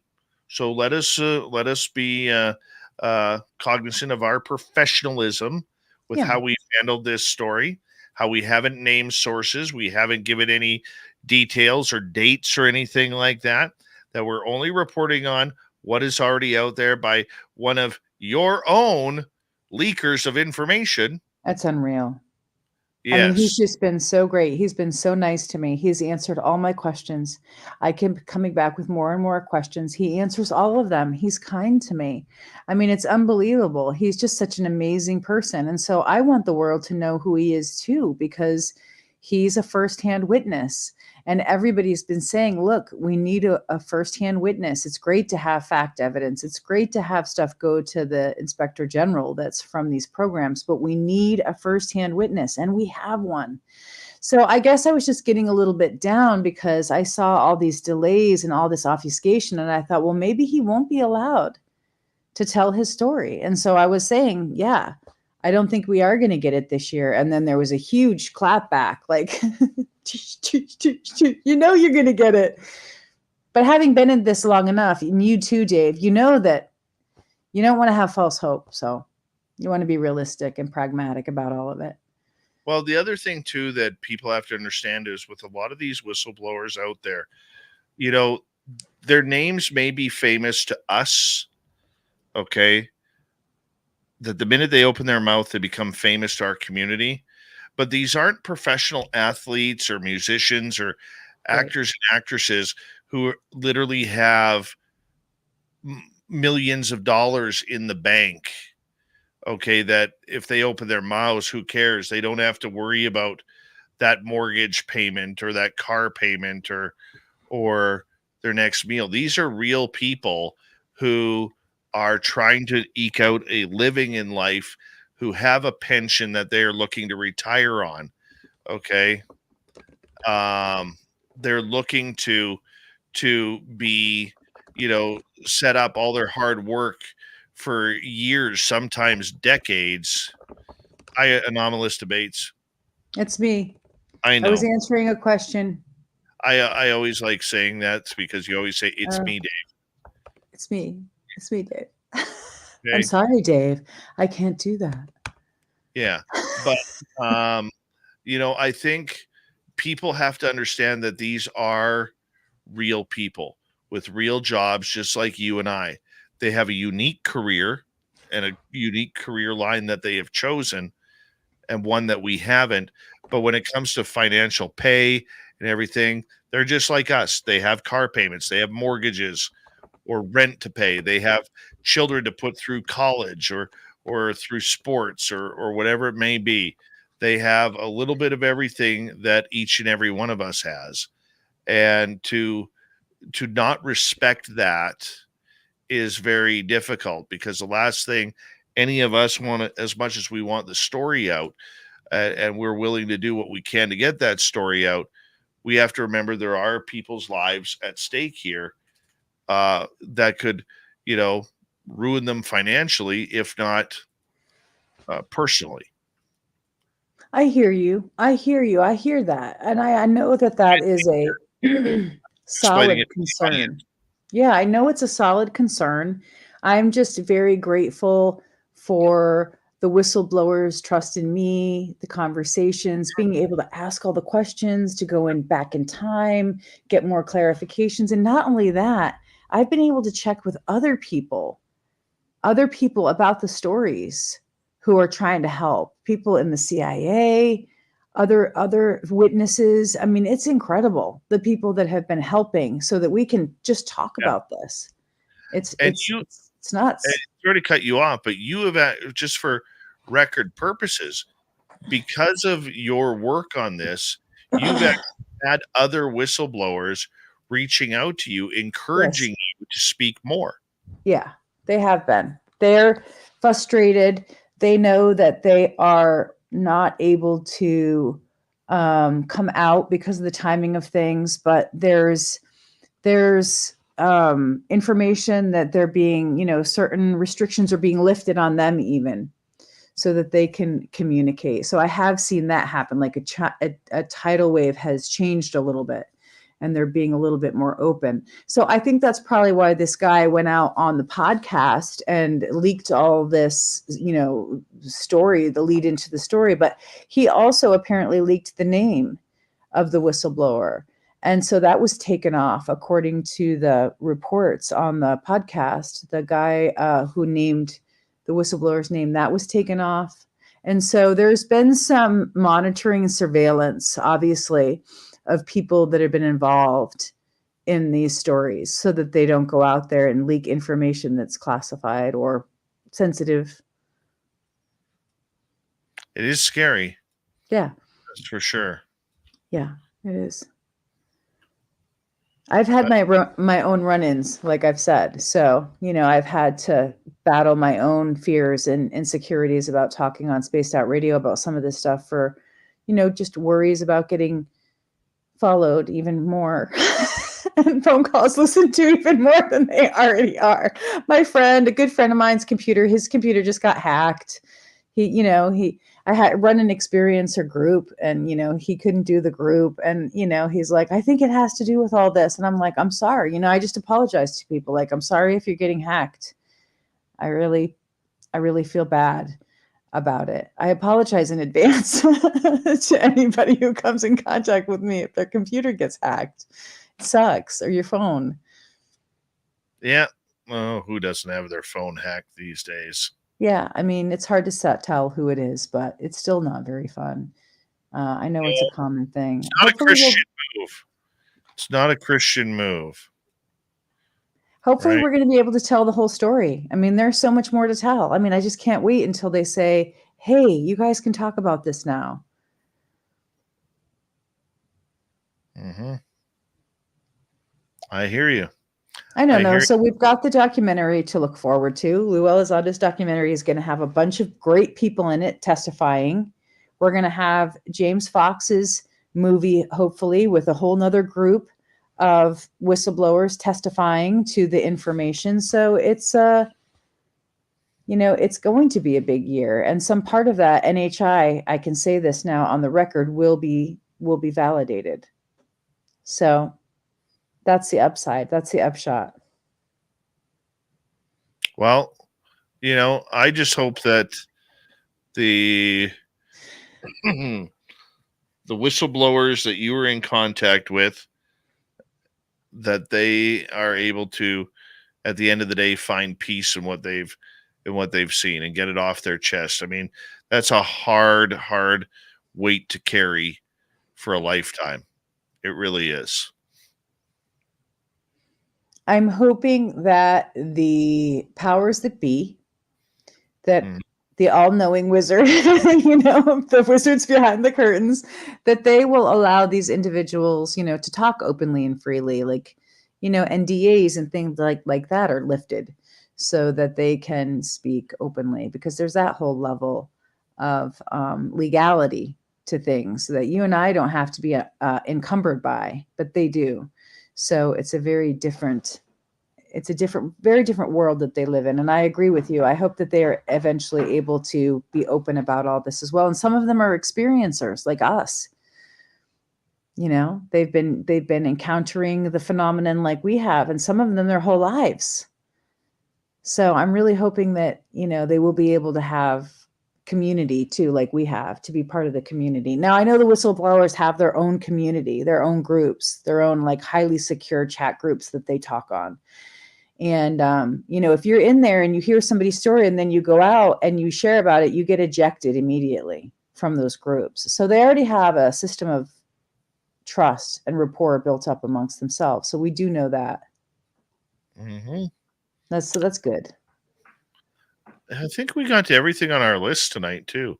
I think we did, including the Alaska balloon that's going to go to Quantico, and that was a late breaking. And we got Travis Taylor's karma bag of poo in there, which was unexpected. Poop. Yep. Little poop. Dave will always accept a poop story. Always. Well, somebody said that they want to talk with SOR about something, but it seems to have moved on. So you might want to follow up with that person. Yes, I have not moved on. Reach out to me again, Dave at spacedoutradio.com.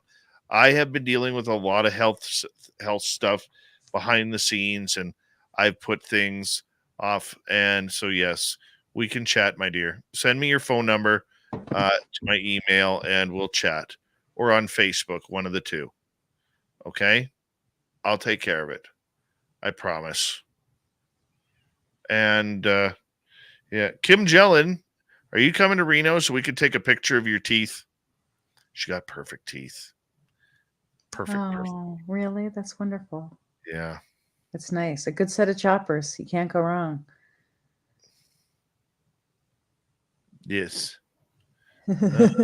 I'm sorry about your health issues. I hope you're feeling better. I hope everything's going well with the CPAP machine. I know we're going to sign off, so I just wanted to say that before the weekend. I hope you're getting good sleep again. Today, I will tell you today is the best day I have had in like 2-3 weeks. Good. Yeah. And Good. this is the first day in probably a week and a half that it doesn't feel like my heart's going to explode out of my chest, which is really cool. I feel confident now in going back to the gym on frig. I feel confident now in going back to the gym tomorrow and really getting back into it, because I was getting in such a good place, feeling like physically and emotionally and everything, and it just feels really, really good. Good. I'm glad. Yeah. So I got to restart this. Sorry, I'm trying to do a bunch of things at once here. Okay, I'll be quiet. Typical Dave trying to do No, 18. I asked you about your health and made you engage. I'm sorry. But today, honestly, is the best day I have felt in a couple of weeks. And I'll be honest with you, I was really getting scared, like really, really getting scared. And there's not a lot that scares me in this life outside of sharks, guns. Even though I'm a gun guy, guns scare me. Grizzly bears scare me. Mountain lions scare me. I don't like mountain lions. And, my ex-mother-in-law scares the fuck out of me. I'm sorry, I don't mean to laugh.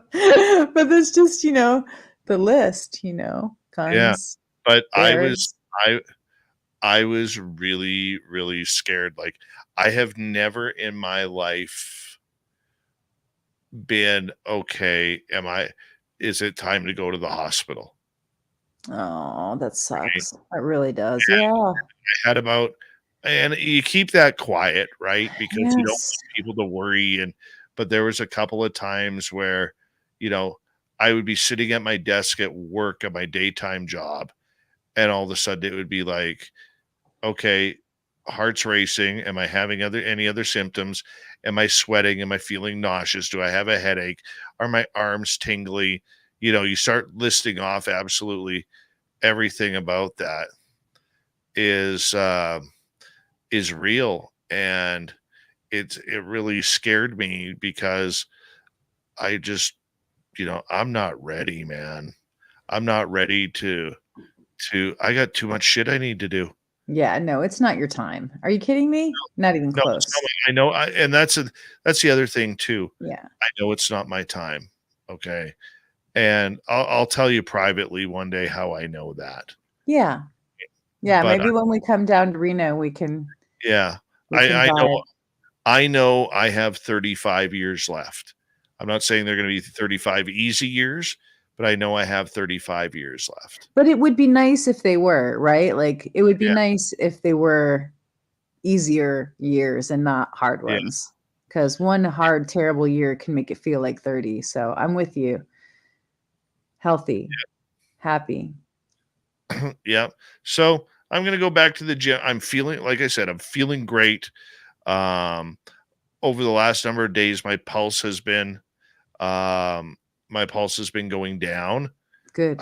Yesterday, believe it or not, I was actually excited that it's 171 over 101. Okay.